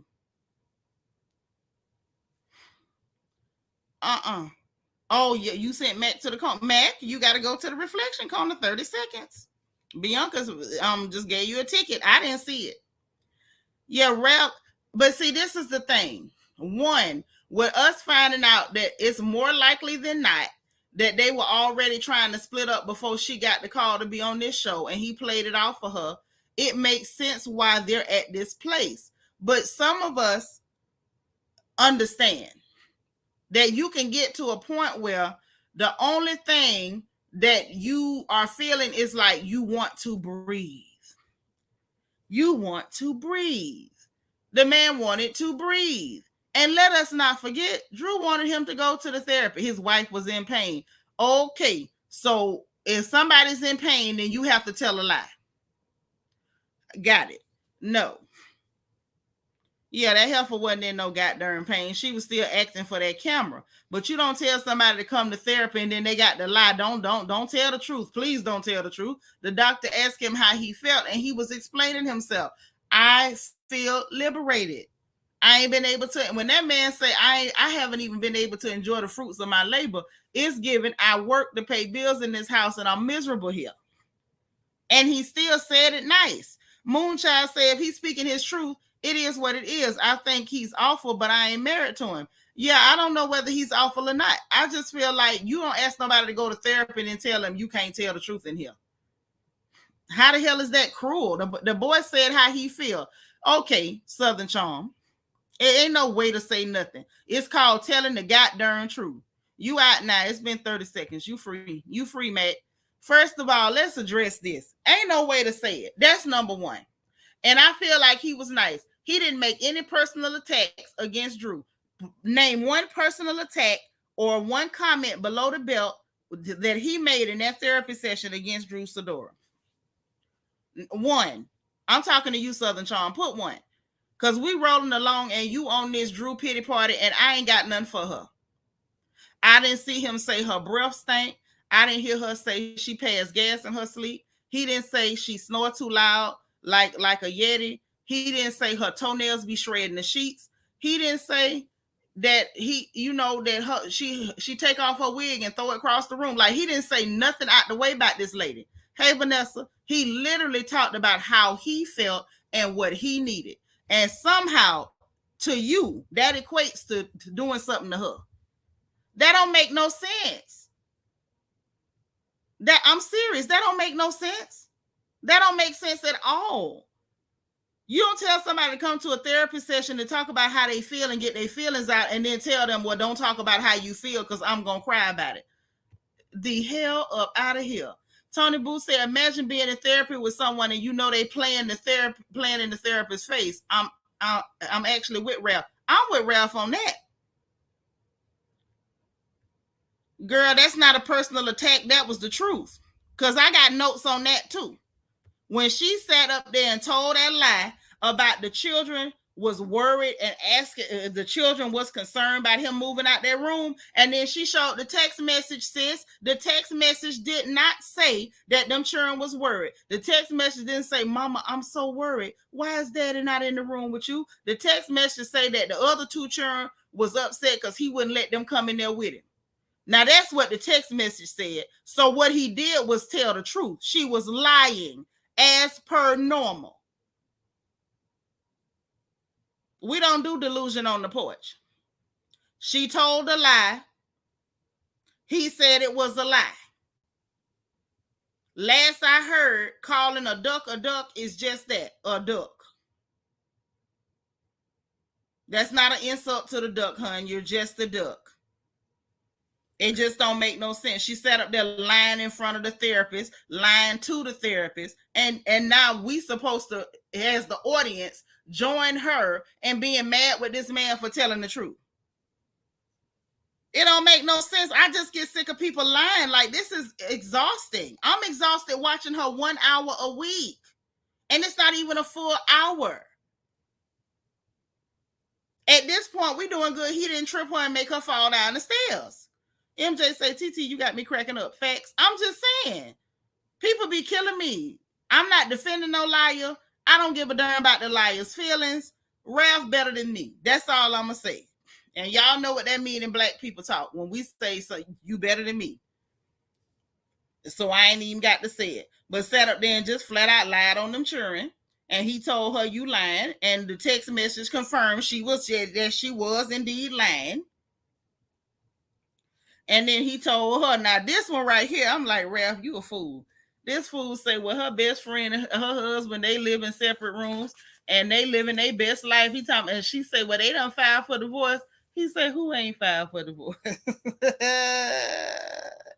I said to myself, and myself said, huh? Do that mean they don't file for divorce before and we don't know it?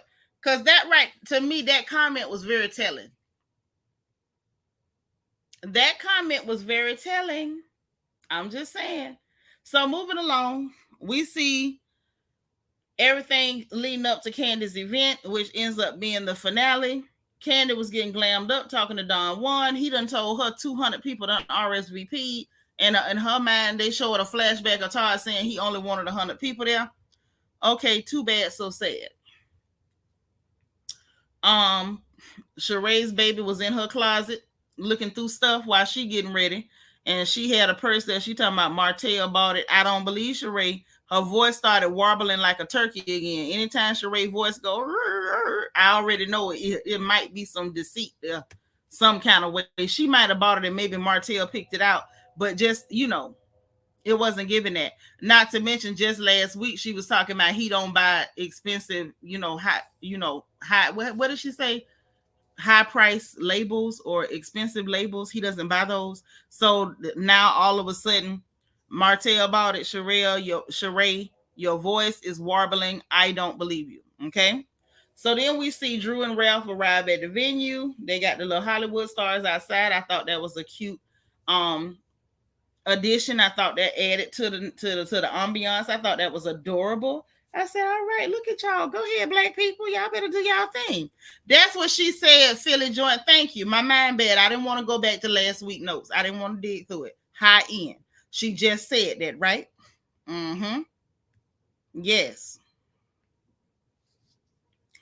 So they arrived there. They see the little stars and stuff. They spoke to Don Juan and everything. She up here talking about, oh, he knows how to show up and act like a supportive husband. I wonder sometimes who was my real husband, because sometimes I don't know. Like, girl, hush, just hush. Well, I wasn't feeling it. T.I. and Tiny was there. Kenya was there in a cat suit. She was looking cute. Okay, girl, meow. Candy tell them that Drew is gonna be performing. Kenya gave that fake yay, because I don't believe she meant that. I don't believe she meant that at all. I just wasn't seeing it. I wouldn't. Then we had Sanya and Aaron arrive. Sanya was sparkling and stuff. Cynthia showed up with her hairstylist. She said she don't go with that man. All he did was put her wig on. It was a kind of cute wig. I kind of liked her wig a little bit tonight. Courtney showed up. She spoke to everybody. Everybody was cool or whatever. Her and Sanya was talking baby talk. Mama Joyce showed up. I said, that's my girl. Mama Joyce showed up and she's speaking to folks. And that lady is so crazy. She gonna grab Cynthia's hand and check her hand like she looking for rings, child. Candy tell the girls that Drew, after all that talk about kissing, Drew tongued that girl down on that movie set. Drew finally came out the back. Shamia was there, child. Everybody speaking. She spoke to Courtney. Everybody keeping it cordial because this night is this Candy them night. This really ain't about that. And Allison went to acting ugly. I say, here she come. Here come the battle axe. Here come Aunt Esther. And she talking about something when she gets through being phony. Candy even rolled her eyes. So we like, here we go again. Really? This what we doing? Courtney better than me. She gave her a minute. And she talked to her. So Courtney was like, you know what? At that time, I wasn't lying because I didn't think I said it. She didn't remember saying it or whatever. But she said, yeah, it was in reference to you. So she owned up to it. Because to me, the video didn't say who it was. She was pointing at Sanya. I didn't know who she was talking about. So apparently, Yanyetta really was listening and paying attention, and that's what she came up with. And so Courtney said, yeah, I did. So I apologize. It was in reference to you. At the time, she didn't remember. They up there drinking and talking. I believe the girl legitimately did not remember saying it. And then once she saw it, like, yeah, okay. Because let's be honest, Courtney could have lied. And let's be even more honest. If it was Drew, she would have lied. Because she easily could have said, you see, I'm pointing at Sanya. I'm not talking about you. She could have lied. So I'm going to give it to her. She was straight up. She was like, yeah, I was referring to you. So I appreciate her for that. She's like, and I apologize to shut Drew up because she tired of hearing about it. I am too. Honestly, Philly Jones say Jason used to do your hair. Oh, okay. Say he part of the community. I mean, what that got to do with him doing hair though? Y'all be throwing in random stuff that I don't understand. Vanessa, I can't take her sister either.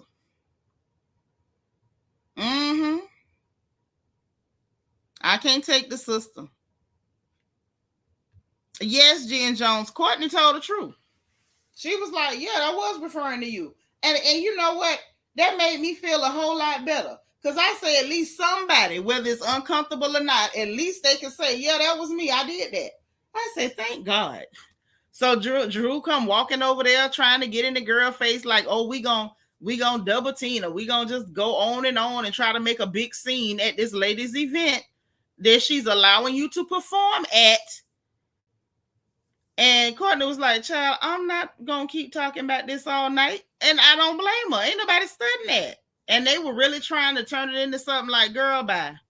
Your sister done sat up here and told everybody you 2 scoops from Fruit Loops. And she can't quit lying and tucking her neck and her shoulders. I'm sick of both of y'all. For real, for real. Then Sanya was excited. It was so bad, and they wanted that conversation to be over so bad. Did y'all see, those of you who actually sat through this, did y'all see how happy Sanya was to see Manyetta? Ain't nobody this whole season, other than Candy or Kenya, acted like they was happy to see Yanyetta. God darn it, I was happy to see Yanyetta. I don't even remember what the heifer had on. Something that a 4th grade teacher would wear, apparently. All I know is when I say, thank you, Lord. Thank you, Lord. Hey, I'd rather go to sleep than keep listening to Courtney and her sister, not Courtney, but Courtney and Drew and Aunt Esther go on and on and on by BITC, you know who. I'm tired. I see Yanyetta, I say there is a God. Woo, Lord, I ain't gonna complain about her no more today.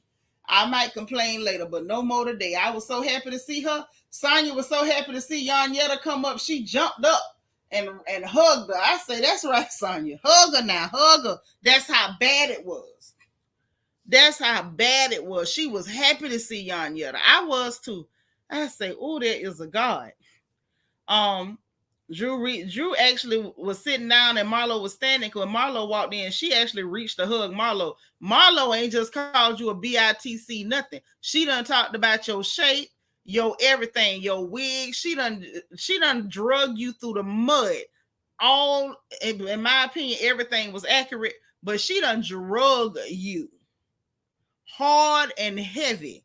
And you up here trying to pretend to create a scene with Courtney about a BITC. You trying to do Kenya's dirty work. Child, Kenya don't care about you like that. You so silly. You so pitiful and pathetic. Trying to do Kenya and Candy's dirty work. And now Candy is sick of you because you done lied on her now. Max say Courtney doing way more than Monyetta did in her 2 seasons. She sure is. That she is now. I wasn't even mad with Courtney in that scene. Courtney was like, yep, it was referring to you. I didn't realize I said it, but I did. My bad. What else you want her to do? Give you 50 push-ups, grab her ear, squat down and jump? Like, what the hell you want? Cheryl said, I cannot take none of them. Quit watching it months ago. Shanitra, you make them more interesting. Girl, it's hard work. It's hard work. So let's talk about how fun. I'm not finna talk about that woman husband. No, thank you. If I want to look at a nice looking man, I got one of my own. Thank you very much. See, he would say, you know, things bad when Shanitra happy to see Yanyetta. I ain't gonna lie. I was so happy to see Yetta. Say Drew and Shamia wigs are the worst. Yeah, I don't know why Shamia wigs be looking like that. Shamia's such a cute girl. Yeah, Kenya did try to. Kenya escaped. She walked away. Mm-hmm. Yep, y'all gonna get enough talking about people husbands. I ain't looking at that woman husband like that. That's why I said y'all say he looked nice. As far as I can tell, he dressed decent. That's all I got for that. Anyhow, so that happened and everything. Yetta showed up and saved the day. She reaches to hug Marlo, who drugged her after pretending like the B word was killing them. Then Sheree showed up blonde, honey, real blonde. And then we see that Shamia's emceeing and she introduced or announced the trailer, however you want to put it. The trailer was in. Then you get Candy and Joyce talking. Candy say Joyce is in counseling. Say her and Todd relationship be up and down or whatever. Then we get that Scotty character arrive. I swear he looked like he was supposed to be in the kitchen somewhere cleaning up or mopping, but he showed up. Him over there. Drew sang the You Already Know song. I'm kind of tired of hearing it. It didn't sound that great the first time. Don't sound that great now. It's giving mediocre vocals, and I guess that's about as best as you can expect from the Housewives, but whatever. So we see that Candy was at the Tony Awards. She didn't get her Tony, but they got the Wiz cooking. She's still hoping to get an EGOT. Sheree's fibroids did shrink, so I'm happy for her. You know, we want her to get better. If she don't want surgery, I don't want her to have none. If she don't want them, I don't want them. She said her and Martell still friends and they ain't in no relationship. Shannon say why he still had that hat on. That's why I say he looked like he should have been mopping floors. Y'all know I don't like that man. Protect My Energy say Nitra small print. In my opinion, everything she said was accurate. Yes, that's big print, bold type. But she done talked about your wigs, your body. You reach for Marlo. It's true. You reach to you reach to hug somebody that done, I mean, mopped you up, wrung you out like she was washing clothes by hand. And this girl here in passing referred to you and say this be or whatever. Not that she was just dry calling you nothing. You know how y'all girls be talking and all that vulgar talking and stuff, and you acting like it's the end of the world. Girl, bye. It's country girl Queen to say, Shanitra, thank you for making my shift go by fast. Anytime. I don't like him, Mac. I don't like him. At that first date when he was up there talking vulgar to that girl, talking about let me see you suck it, I ain't liked him since then. I ain't gonna never like him. And the fact that he got 2 children under 2 years old, that means he just jumped out from between somebody's legs and in this woman's face. I don't care for it. Hey, Don Diva, how you doing? Brandon, there go my Brandon. How you doing, boo? Thank you so much for the super chat. Say a margarita for Shanitra. What did you think when Candace said no more people in her bed? Who was dressed best? I felt like she didn't like all them people in her personal space. Now, she might do what she do, but I don't think she wanted them in her personal space. Say who was best dressed tonight at her premiere? Kenya looked cute. Marlo looked real cute. Like it was like a cat suit vibe or like, a pantsuit situation, but it was elevated. I did like the shoulders. Sanya was cute, but it was real casual. Courtney's outfit was muted as usual, like not even memorable. All I saw on Sheree was a wig. Cynthia, of course, served cheekbones. Her hair was decent. So the little dude she brought with her did his job. So I would say the people who were dressed the nicest, because Shamia, I don't know about that print dress that she was wearing. I would say the people who looked the nicest to me were Marlo and Kenya. If I'm being honest, you like Kenya's. I like Marlo and Kenya. It's like that was the cat suit she was serving body. It was cute. And I think Marlo's was absolutely adorable. The slick back ponytail, the elevated shoulders. I was with it. They was both cute. Both, in my opinion. That's right. And thank you for supporting the porch. I appreciate it for supporting us over here on this good porch where I'm sweating for y'all. I'm working. Vanessa say, me either, Nitra. He's not a catch-it-all. Throw him back. Yes, throw him in a bucket of chum. Lord, Philly Joint say Sheree wig was busted. That wig was something. She was blonde. That's all I can say, honey. She came in blonde. She was that. So that had took place. Then we get Sheree fibroid shrinking, her and Martell's just friends. Marlo is just dating, that's all they doing. We get all the clips of them going out together or whatever. So it looked like they might have had fun, but I feel like it was more of a friend type thing. I just never felt like she was feeling that dude. Don't believe it. She's still working on expunging her record. That can take a little minute. Still working with the foster care people. I think that's the bomb. I hope she does that forever. I think that will really, I think it's edifying. I think that's a good thing, and I think it was cool to see that too. I do. With Kenya, we get clips of her spa opening.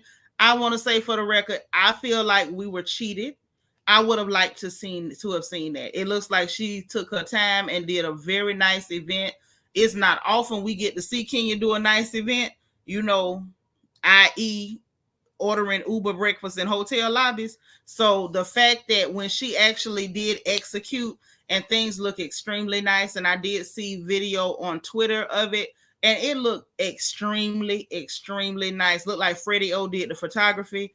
Man, it really looked like a bomb event, and we didn't get to see it. So there's that. We did see she's still going through a divorce, child, and I'm like, okay, again with this divorce.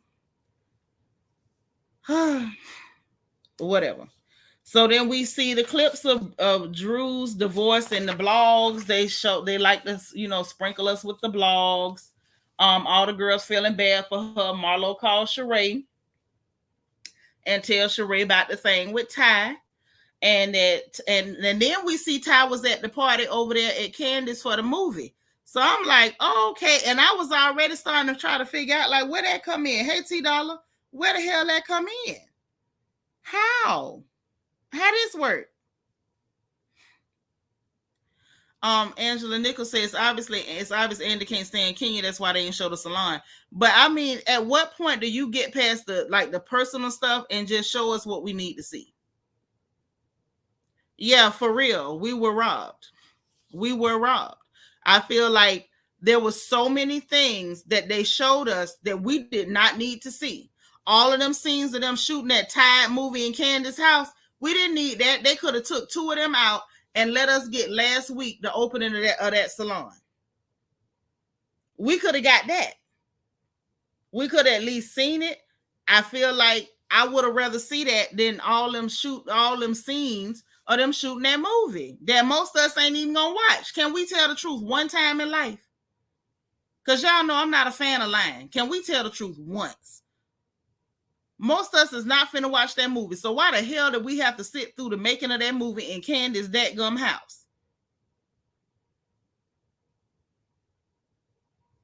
Every time they did that, I was taking notes and biting on the inside of my jaw. That was foolishness.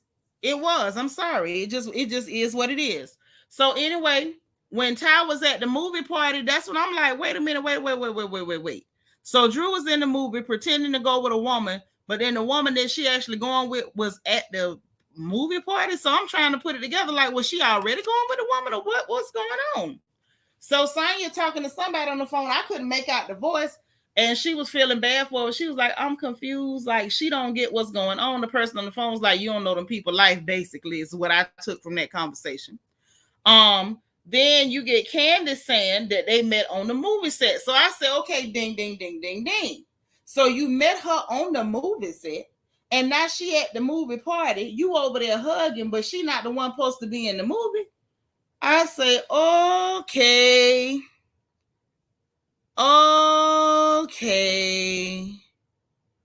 Got it. All right. Yeah, Angela. Or no, that's Delightful by Design. Say they should have shown this part of Kenya all season. I think this is what Kenya wanted to show to try to pivot, and they won't let her pivot. They gonna keep her in that spot. That's what they're doing. You know how they play. They did it to Nene, so I guess it's her turn. It's unfortunate, but it looks like it's her turn. So then Monyetta lets out that while they was there at the movie, that Drew had said if it don't work out with Ralph, she gonna go with her crush. And when she said who is the crush, she said it's Ty. So I say, wait a minute. Then Candace say she had heard the rumor about Drew and Ty. I say, oh, okay. So I'm gonna get back to Sanya and her mama. We finna stick with this. Okay, because Sanya basically told her mom about the miscarriage. I don't really want to dig into that too much because we do know she's pregnant now. So she got a baby now. It really, I hope, do y'all mind if we skip past that? Because I just feel like that's just real sad for no reason. It's unfortunate she went through that. I've miscarried before. A lot of women have. I don't really want to go through that. So let's keep going with what happened with this. So then we get to the confessional. When it was time for Drew confessional, Sheree was just finishing. And this supposed to be 5 days after they raced to the courthouse to file divorce. I'm like, y'all so silly and childish and performative. Like, whatever.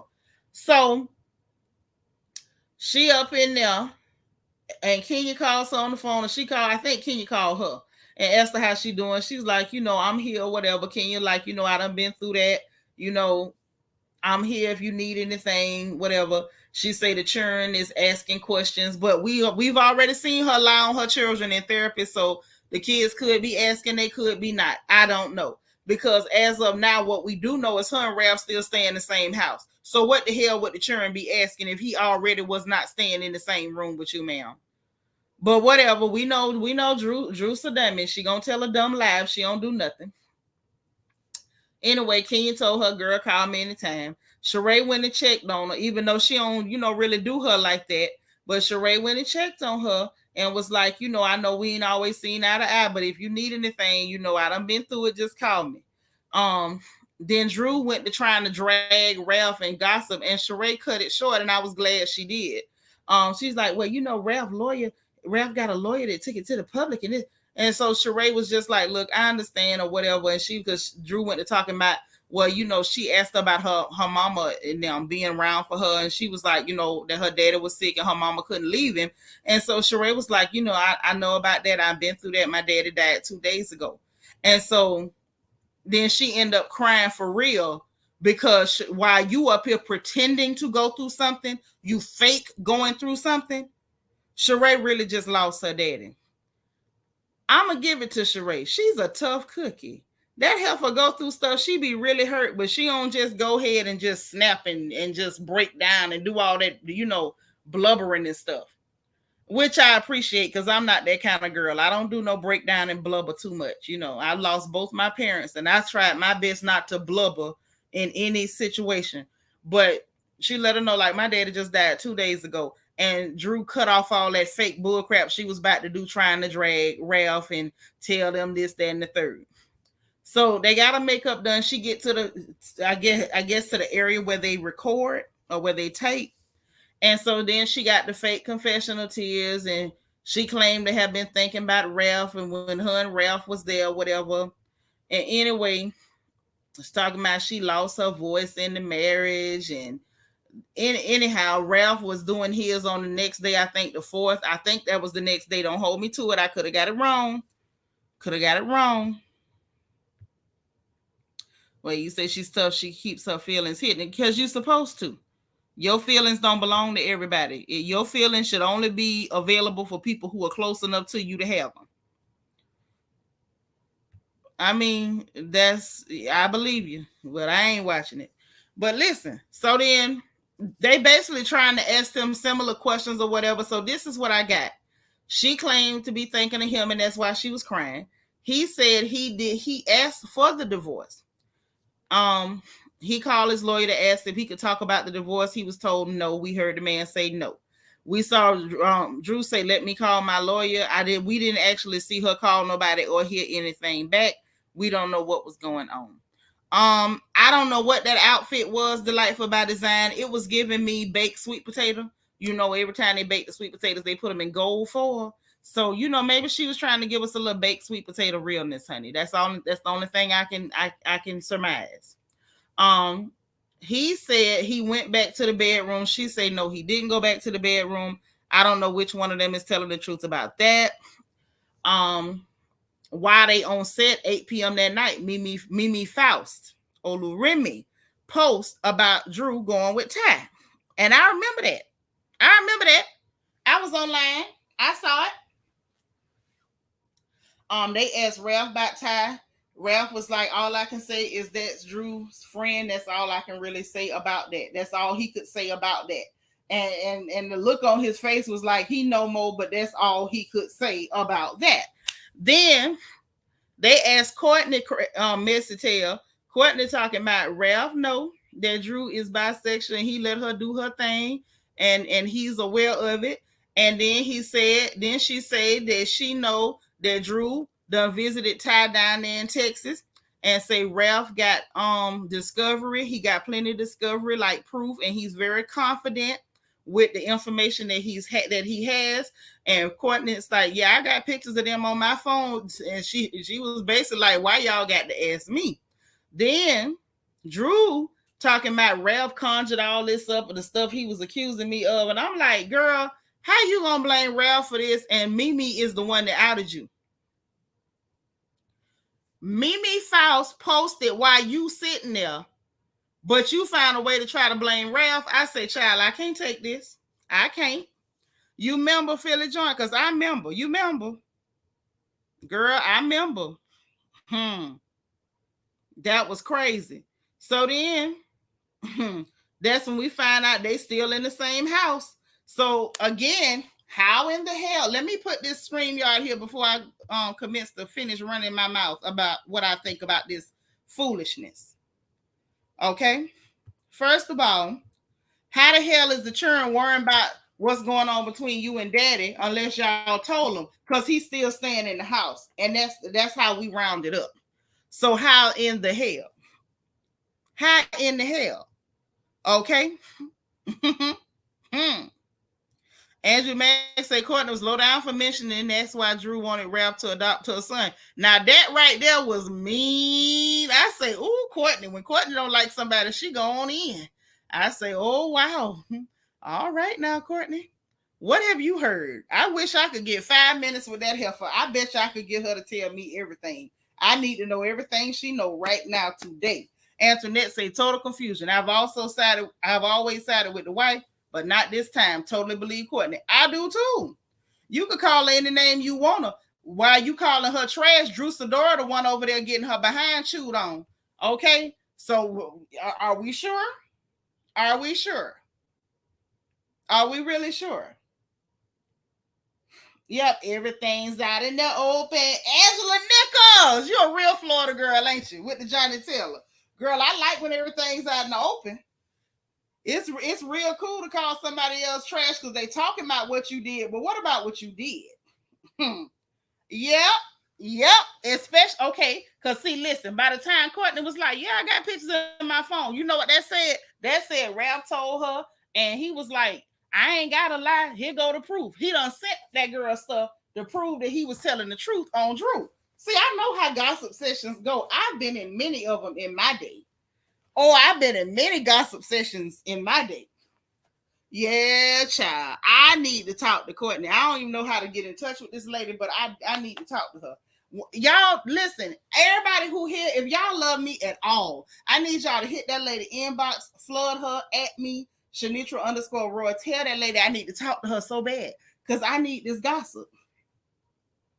Yep, Rashida Frost was on page 6. She told it that her and Ty go together, and she sat up there lying, talking about it's not true. Ralph made it up. Yeah. But you, in the meanwhile, you going all the way to Texas to get your behind chewed on. Brian Patterson said, I love when Courtney said they gave her vodka to get her to talk in that interview.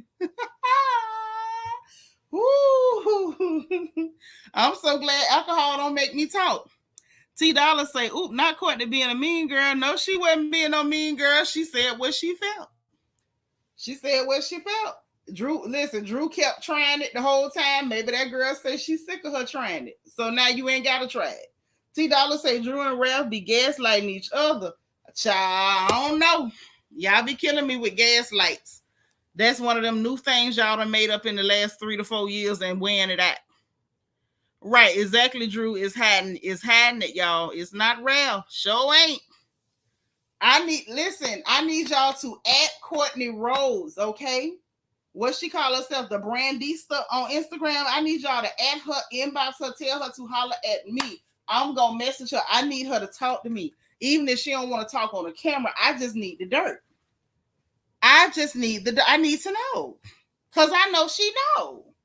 Yes, Courtney knows. Courtney knows. She knows. Yes, if y'all got something to say, please hit the stream yard because I want to know. I want to know. See, one thing you can't do that Drew Sidora did. You can't run around pointing to everybody. He the boogeyman. She the boogeyman. He the boogeyman. When you know you got that much dirt in your closet. No, ma'am. Now I want it all out. Destiny say, seem like Drew is playing dress up in La La Land and Ralph is playing chess. She better wake up. Hello. Hello. Antoinette said, how is Courtney trash based on Drew cheating? The girl, Antoinette, ask me. If you ask me, who will I ask? Courtney is talking about what she did. Drew actually did it. Now Courtney trash. Child, please. Courtney ain't told her to lay down and gap it open. Courtney ain't told her to drop down and get your eagle on, girl. She ain't told her none of that. Drew just don't want her Christian mama to know. Girl, you really think her mama don't know? You really think her mama don't know? Her mama know. Mamas always know. Child, he ain't got to make sure nothing. Did you not see that reunion? We finna get copies of the nasty text messages. Did you forget that Rashida Frost done went to page 6 and told it? Did you forget that Mimi Faust done blasted them? Did you forget? Because I didn't. Drew, if you're nasty and you know it, make it clap. Well, she can't because she ain't got no booty. But clap your hands, you know. Honey. All I can say is this one, this right here should have been at the beginning of the episode. We could have did this in 20 minutes and I could have been gone, got an extra decorate. All type of stuff could have went on. T Dollar said they both be playing in each other's face. I don't know, but I know that Drew was getting her behind chewed on. Now that's what we do know. Hey, Juan. What's up, fam? Ain't no way out of that. So on top of being a liar, you's a sneaky freak. Oh my, Drew's a dummy. Sure, Marie Jackson say I read that Drew cheated on Ralph twice. But if you let other people tell it, they gonna tell you anybody that talk about it is the ones that's trash, not the hoe that's hoeing. So you can be a hoe, but long as don't nobody talk about it, it's all good. Okay. I'm gonna talk about her too. Not the hoe that's hoeing. Hey, Catherine. Hey, I don't want to take up too much of your time. Girl, take up all the time you want. Now help yourself. Go ahead. And especially not too much of your time talking about Drew. Because she tried nerves and she tried up everybody's nerves, wasting everybody's time on this nothing of a season. Yes. They led everybody to believe, like, oh, especially on the lead up, oh, we're going to be talking about their marriage issues, and the whole lead up was talking about their divorce, and it was the whole thing was this last like 30 minutes. Yeah. So they led us on this whole okie doke, and I don't know why. I don't know if it was Andy. I don't know if it was the producers, the people that they brought in Potomac, but everybody needs their butt whooped. Like, I don't know if the people gonna like that too much, but some type of punishment needs to be like doled out. Because absolutely, there need to be consequences. Because, like I said, all of this at the end, this should have been at the beginning of this episode. They could have closed it out in a half hour. Not even or Catherine, you know what else they could have did, Kat? What they could have did was gave Courtney some more liquor and see if we could have got everything that Ralph done said. Yes, ma'am. But again, they could have did this foolishness the beginning of it. This could have been season 1, or not season 1, episode 1, episode 2. I didn't need all this foolishness. I'm tired. My spirit is tired. You the only you're the only like YouTuber who's still hanging on doing reviews of this. One of the very few. Like, everybody has given up doing this show, and your spirit is tired, as it should be, because people are tired of watching this show. Yeah, like, we tired. I'm tired. Hell, America. I'm over here suffering. When I tell you, I broke up with Fried Chicken. We broke up. We called it quits. It was a toxic relationship. He wasn't no good for me. I'm like, look, you getting in between me and my children, my husband, you getting in between everything. So you just got to go. Me and Chicken broke up, okay? It was so bad I ate a piece of fried chicken. Chicken strips too. You broke up the chicken strips. I broke up with all fried chicken. Like we called it quits. Like we can't keep doing this. Chicken sandwiches. Oh, girl. Yes, because we can't keep doing this. Like you hurting me. I'm tired of you hurting me.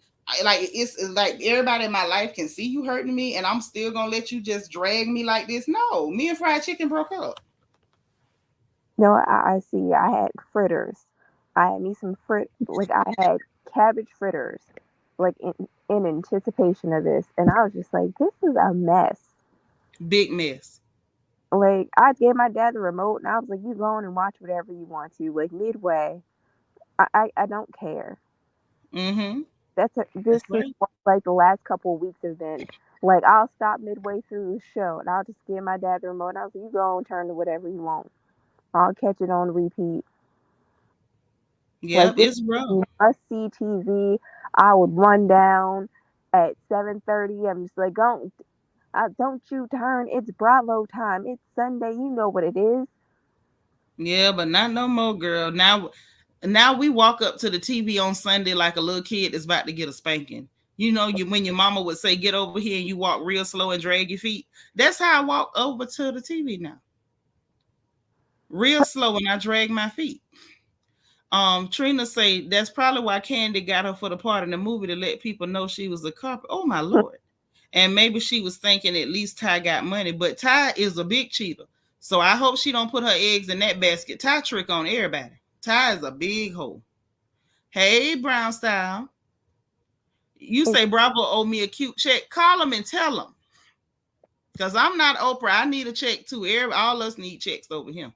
We all Yeah, gonna be on commercials. Like if you have been abused by Bravo, call 1-800 one. yes, I love those commercials from the pharmaceutical company. If you or a loved one, listen, Exactly. we all are owed a check. Us and all our loved ones have suffered. Yvette, not all chicken, just fried chicken, honey. No fried chicken. I broke up with him. Listen, I'm tired. It's toxic. Like he hurting me. Hey, Jai. Yes, I broke up with the fried chicken. I was like, look, we can't do this no more. I want a lump sum. I want all my money. Yeah, I need a check. We need a check. I like that, Catherine. We need to, get together, get a class action suit or something. Because this Exactly. has been abusive. It has.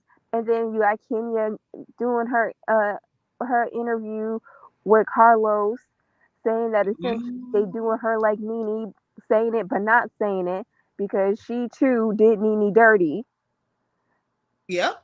Didn't want to say that she had a hand in it. But And everybody gets buyer's remorse when it's time to pay the cost. exactly. Mm-hmm. That's it. Now thinking about it, she got her Yep. buyer's remorse. But Mm-hmm. now that we see that has been a nothing season, they could have showed all this foolishness with Drew and Ralph, and at the same daggone time, they could have kept all them scenes with them bu- with them building her studio, because Kenya is less problematic when she's with her daughter, and And when she running her business and her exactly, family.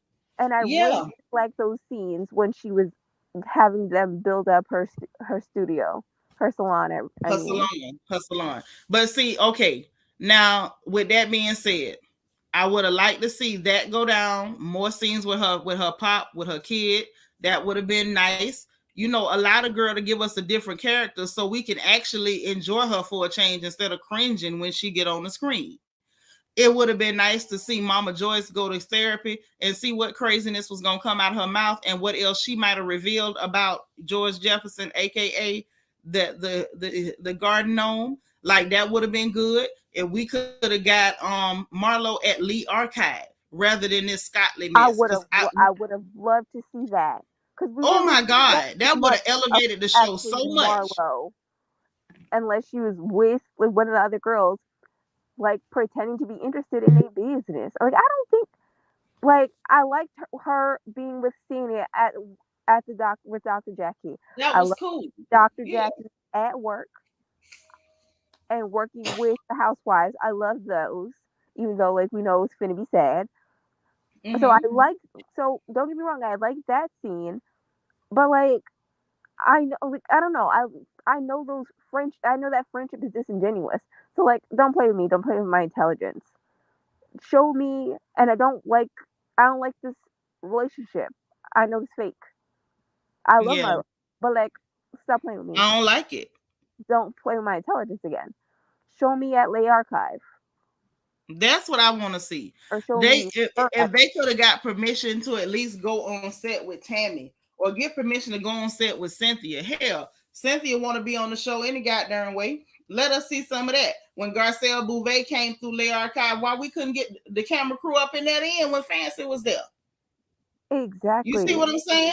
All the stuff that could have made it interesting, we got none of it. Instead, we got lies from Turtle while she busy retracting her neck into her shoulders with her bad wig, her fake crying, and her storming off. We got her battle axe of a sister jumping in stuff that don't have nothing to do with nothing, trying to act like she bad. Like, girl, you not bad. You just look like somebody that rolled you down a mile of bad road.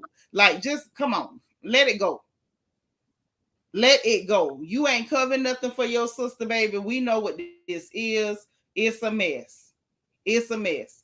We didn't need to see all them scenes of them making that movie. I would have rather seen, what the hell went on with Kenya putting this salon together. Okay, what made her daddy pop up out the blue? He don't live in Atlanta, do he? No, I think he's in Texas. Okay, so her daddy just magically pops up, poof, pow. What made her daddy come to town? Why was he there? All this random stuff thrown together. At this point, get rid of production. Production has been working pretty hard this season. They have been like the extra housewife, but stuff like this make me want them gone. Because Exactly. They how did many so things did well. they leave out that would have saved us? My question is, they did so well in Potomac. Why, when they came down the road to Atlanta, they messed up so royally? What happened? I don't know. I think you know what I think. I think part of it is production doing what the executives want. I think the higher ups want Kenya in that pigeonhole and they're not gonna let her out. So production kind of have to go along with that.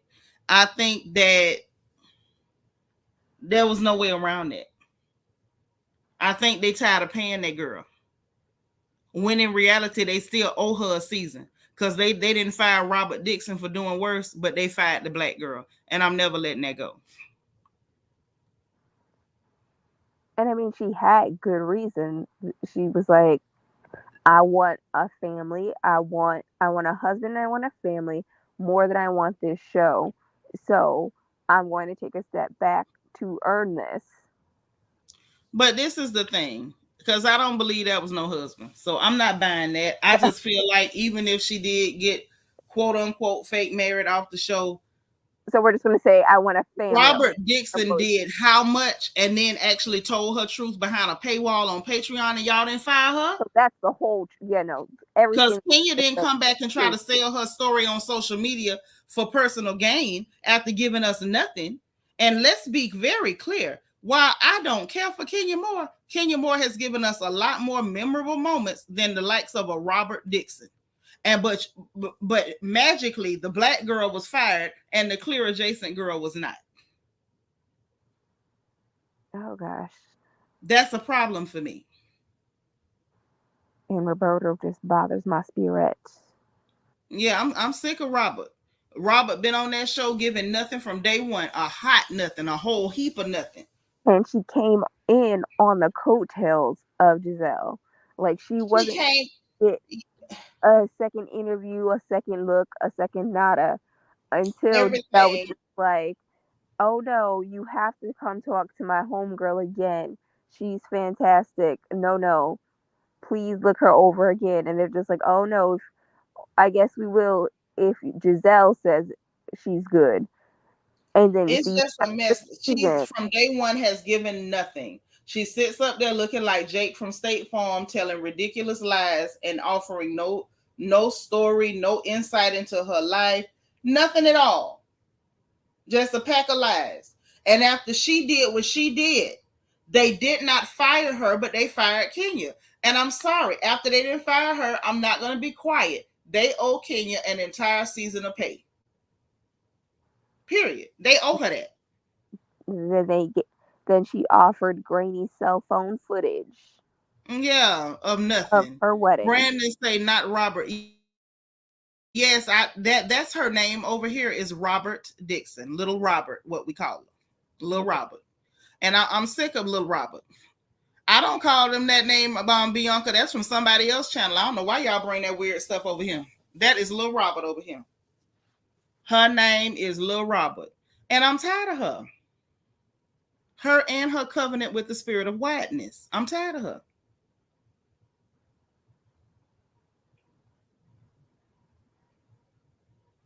So we're gonna talk about who didn't tell their whole story. They who didn't expose their lives. She hid a marriage. Robert hid a whole cheating scandal with a girl at a hotel from Canada with some sneaky freaky, and him bringing another woman to the room. God darn it, that's drama. And Potomac been a little light on the drama too. So if she could hide that and talk about it on Patreon and not get fired, pay Sister Moore her money. Well, Sure, say seem like they sabotaged the season. Mm-hmm. All the filming hours and this is it. Yeah, I don't know. Like, what is left on that cutting room floor? They literally cut anything that might have saved us from boredom. That's what I want to see. Like, what are the scraps? You know what I want to know, Catherine? What did we ever do to these people? What did we ever do to you? Like, Catherine, did you do something to these people? Come clean. We got your back. What did you do to them? all I know Because is I know I didn't do anything to these people. Did you I do got something? cable. That's what I'm saying. Like, I got that good cable, and I have cable for this.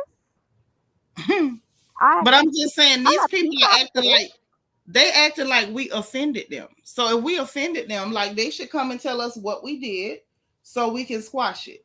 Yeah, I need you to say it to my face. Like Say, I said, thank you. Tell them again, Catherine. Tell us to our face what we did to you. yeah, same thing I say to my students. Like, I'm gonna need you to say it to my face. Yeah, tell me what I did to offend you, and we'll apologize so we can stop this. Hey, Dana. Yeah, I ain't say apologize, but I'll apologize if it'll make them stop, Catherine. I'll apologize. oh well, if it'll make them stop and give me a decent season, I will apologize. time Potomac rolls through, because we can't have two bad seasons or back-to-back bad seasons of colored folk programming. Yeah, I hope not. Because last season on Potomac was pretty bad too. Hopefully It was not. pretty bad. So, if they need me to apologize, I'm going to do it. That's right, Brown Style. The nature boy, Ric Flair, gives nothing and always hides things. I read the Housewives book, and she cussed out producers for Ashley outing her money issues in season 1. How she get away with hiding things is crazy. Child, that's what happens when you clear adjacent. That's what happens because Robert is the nature boy. You got to have that complexion in order to do that. The complexion for protection. Hello? That's what they do. So they may put RHOA on break. I don't know what they're going to do. Y'all be killing me about what's alleged. Y'all be coming to repeat stuff y'all heard other people say that don't know no more than you. We don't know what them people going to do. We just going to have to wait and see. Nah, for real. One thing about it, I don't mind apologizing. If they want me to apologize so they can stop giving us bad TV, I will. I'm sorry, Bravo. I'm sorry.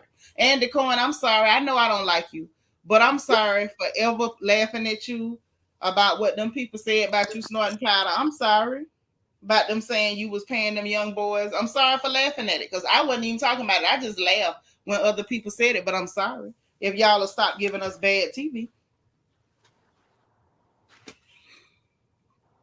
Lord Antoinette said, I don't ever want to hear about or see Candace freaky toys again. Yeah, me either. Mm. I'm tired of that.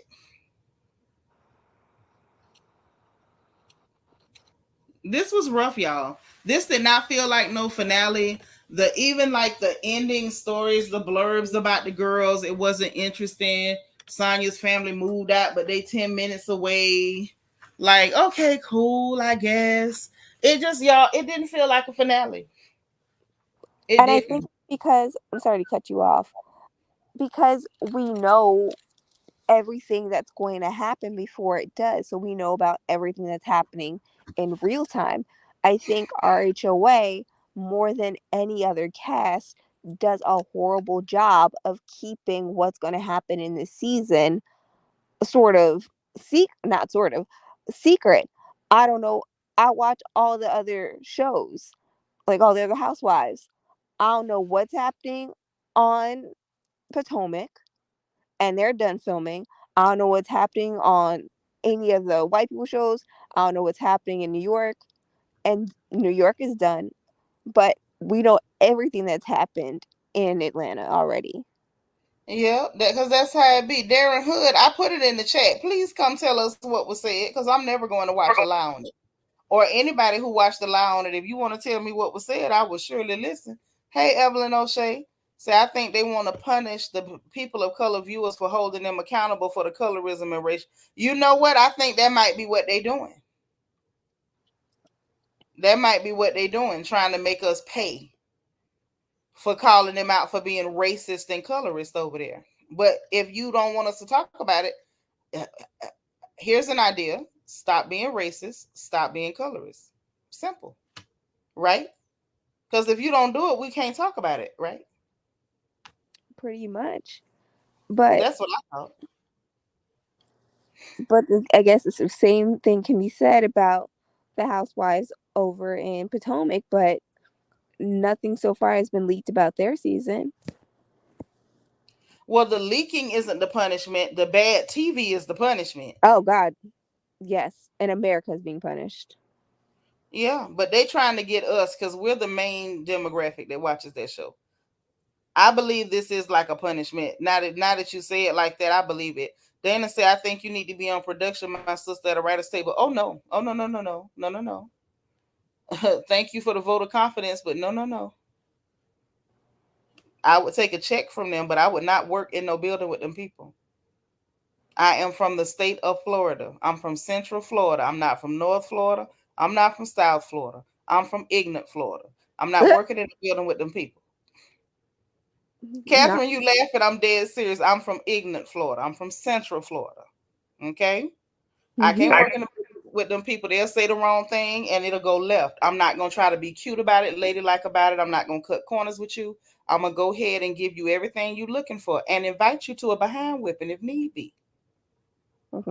A formal invite to follow. A formal invite. If you campaigning for it, you gonna get elected fooling with me.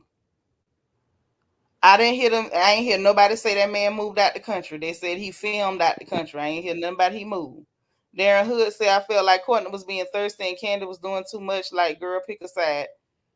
No, I don't feel like that about either one of them. I feel like Candy was minding her business, didn't want to hear nothing else about it. And I can understand she paid money for an event, and I'm sure the last thing she wanted to hear was Drew trying to make a big deal about who called her a BITC, you know what. And Courtney really was trying not to talk to them people at that event at all. And quite frankly, if you had been poking and picking and pretending like I was doing something to you that long, I probably would have told all your business and I wouldn't have needed no vodka. Brandon say, will Madam?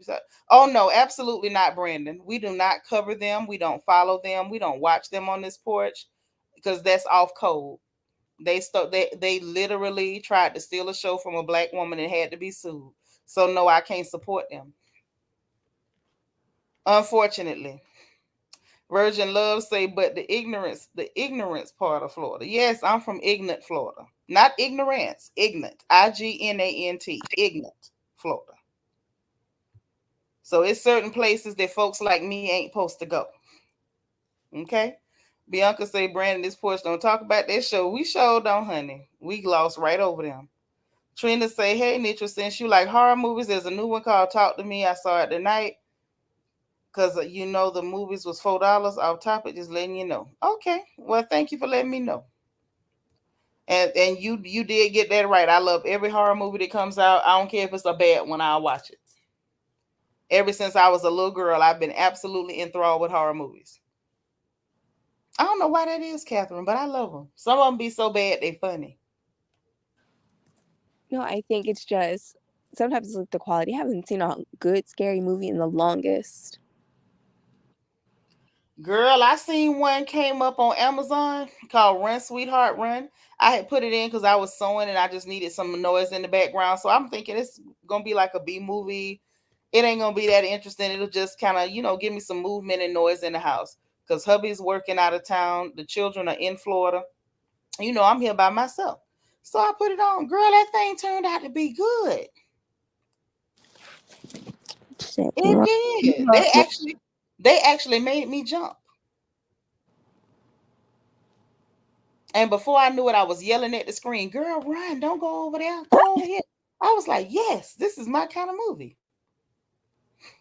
Mm-hmm. Star said, I'm so glad I didn't waste my precious time watching that show. Thanks, sis, for giving the recap. Anytime. I don't mind taking one for the team. Y'all are cool. At least I get to come on the porch and hang out with you guys. Like this is cool. Yes. You like Michael Myers. They got him in the last one. They got him in the last one. Your man gone. He gone. He gone. He gone. I want to know who got the. But well, ain't nobody after they finished with him. But I wonder who would do the funeral for Michael Myers. It would take a strong man or woman. Will they take the mask off? I mean, ain't nothing left.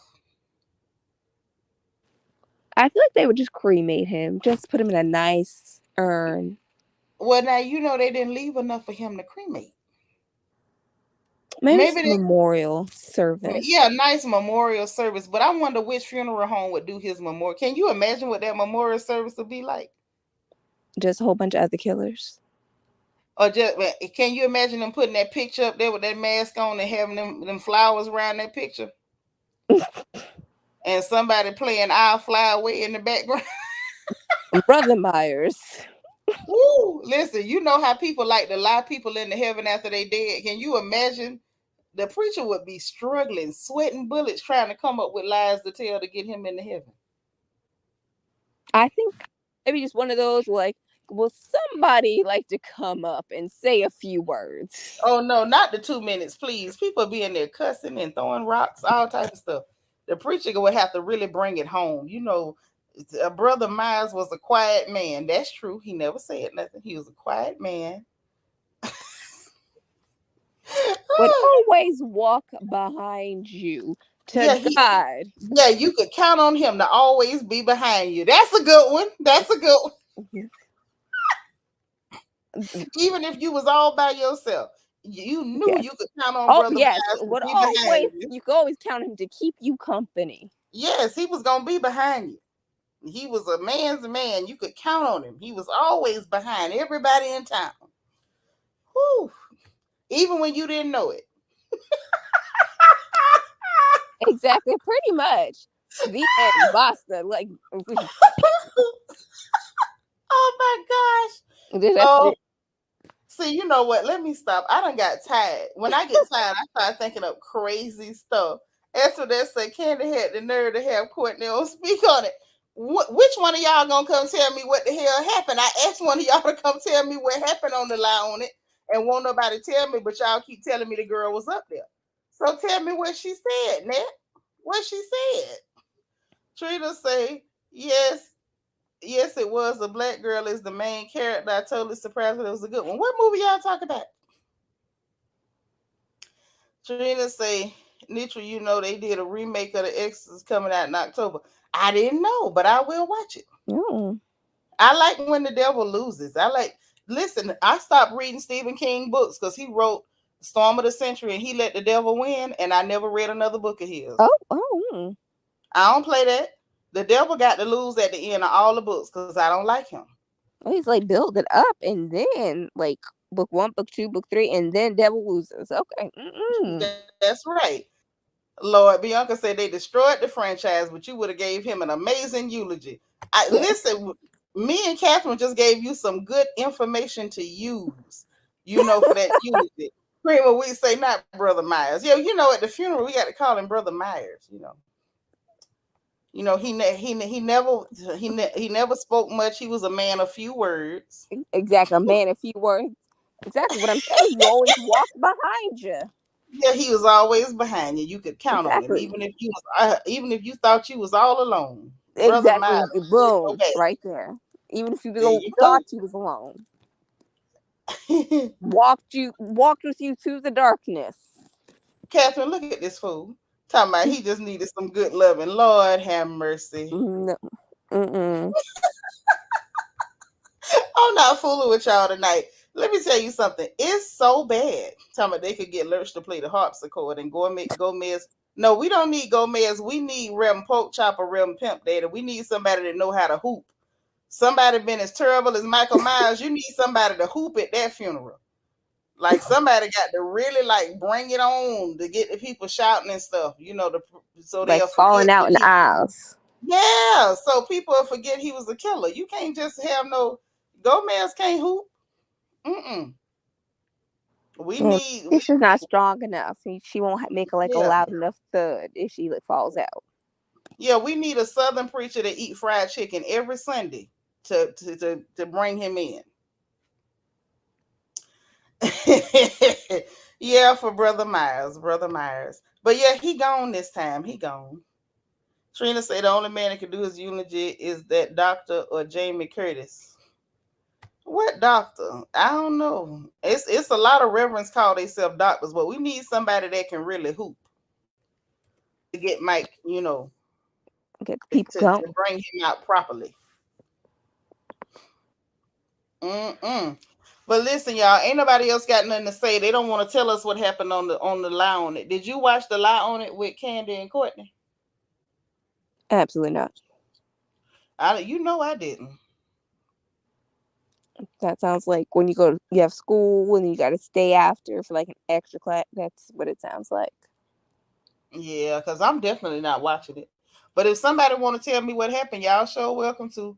But it won't be tonight. They through talking and I'm through reading. They ain't gonna keep me in reading Rainbow all night long. No, no, no. So, sis, you got anything else you want to tell these folks before we get up out of here and skedaddle? No, ma'am. You have a good one. You too, my dear. Thank you for coming to holler at me on this porch. Bianca, answer your phone because I got to call you. Tammy say she ain't supporting lie on it. Girl, me neither. Not one click, not one of you ever. Okay? So listen, y'all. I'm about to go. I had a good time talking with y'all, even though I suffered watching key and cut the fool and talk about these people with y'all. It really makes it almost worth it to suffer through these shows. These shows are like lately. These shows have been really bad, y'all. Atlanta has been pure torture. I ain't kidding. Like unadulterated, unwarranted torture. Like I ain't did nothing to nobody. I mind my business. Okay. I can't say I'm a person of a few words like Brother Myers, but I really do mind my business. I swear I do. Other than when I'm online looking at these other people's business. Okay. But it's just been rough. It's been rough. So the good news is that it's almost over. The bad news is we got the reunion part 1 and part 2, and I'm gonna sit through it. Renee saying good night. The rest of y'all, good night. So listen, y'all get some rest, sweet dreams, say your prayers, all that good stuff. Make sure though that y'all hit that like button on the way out. If you didn't hit it on the way in, hit your notification bell. Make sure you click all so you'll know every time we go live over here on this good porch. Subscribe to the channel if you haven't subscribed, because we'll be happy to have you here. I bet you we will. You're welcome. Everybody is welcome, okay? Also, if you want to join channel membership, put that crown by your name. Allow us to celebrate your birthdays, your special days, all that good stuff. Please, if you'd like to join, help yourself. The join button is right beneath the video, and there's a membership link in the description box of the video, and also in the description box is the link for the Royal Family merch. So if you want to rock your Royal Family tees, hoodies, wife beaters, caps, water bottles, all that good stuff, mouse pads, even the onesies for the babies, honey. The babies can rep the Royal Family because you know Nitra love the kids, okay? Get yours. The merch, the link for the merch is in the description box. Y'all get some rest, all right? Sweet dreams, say your prayers. We'll talk again tomorrow. If any gossip is good, we will be in the house, okay? And in the meanwhile, if nobody else says it to you, remember now, God loves you, I love you, and ain't nothing you can do about it. We'll talk later, okay? Bye, y'all.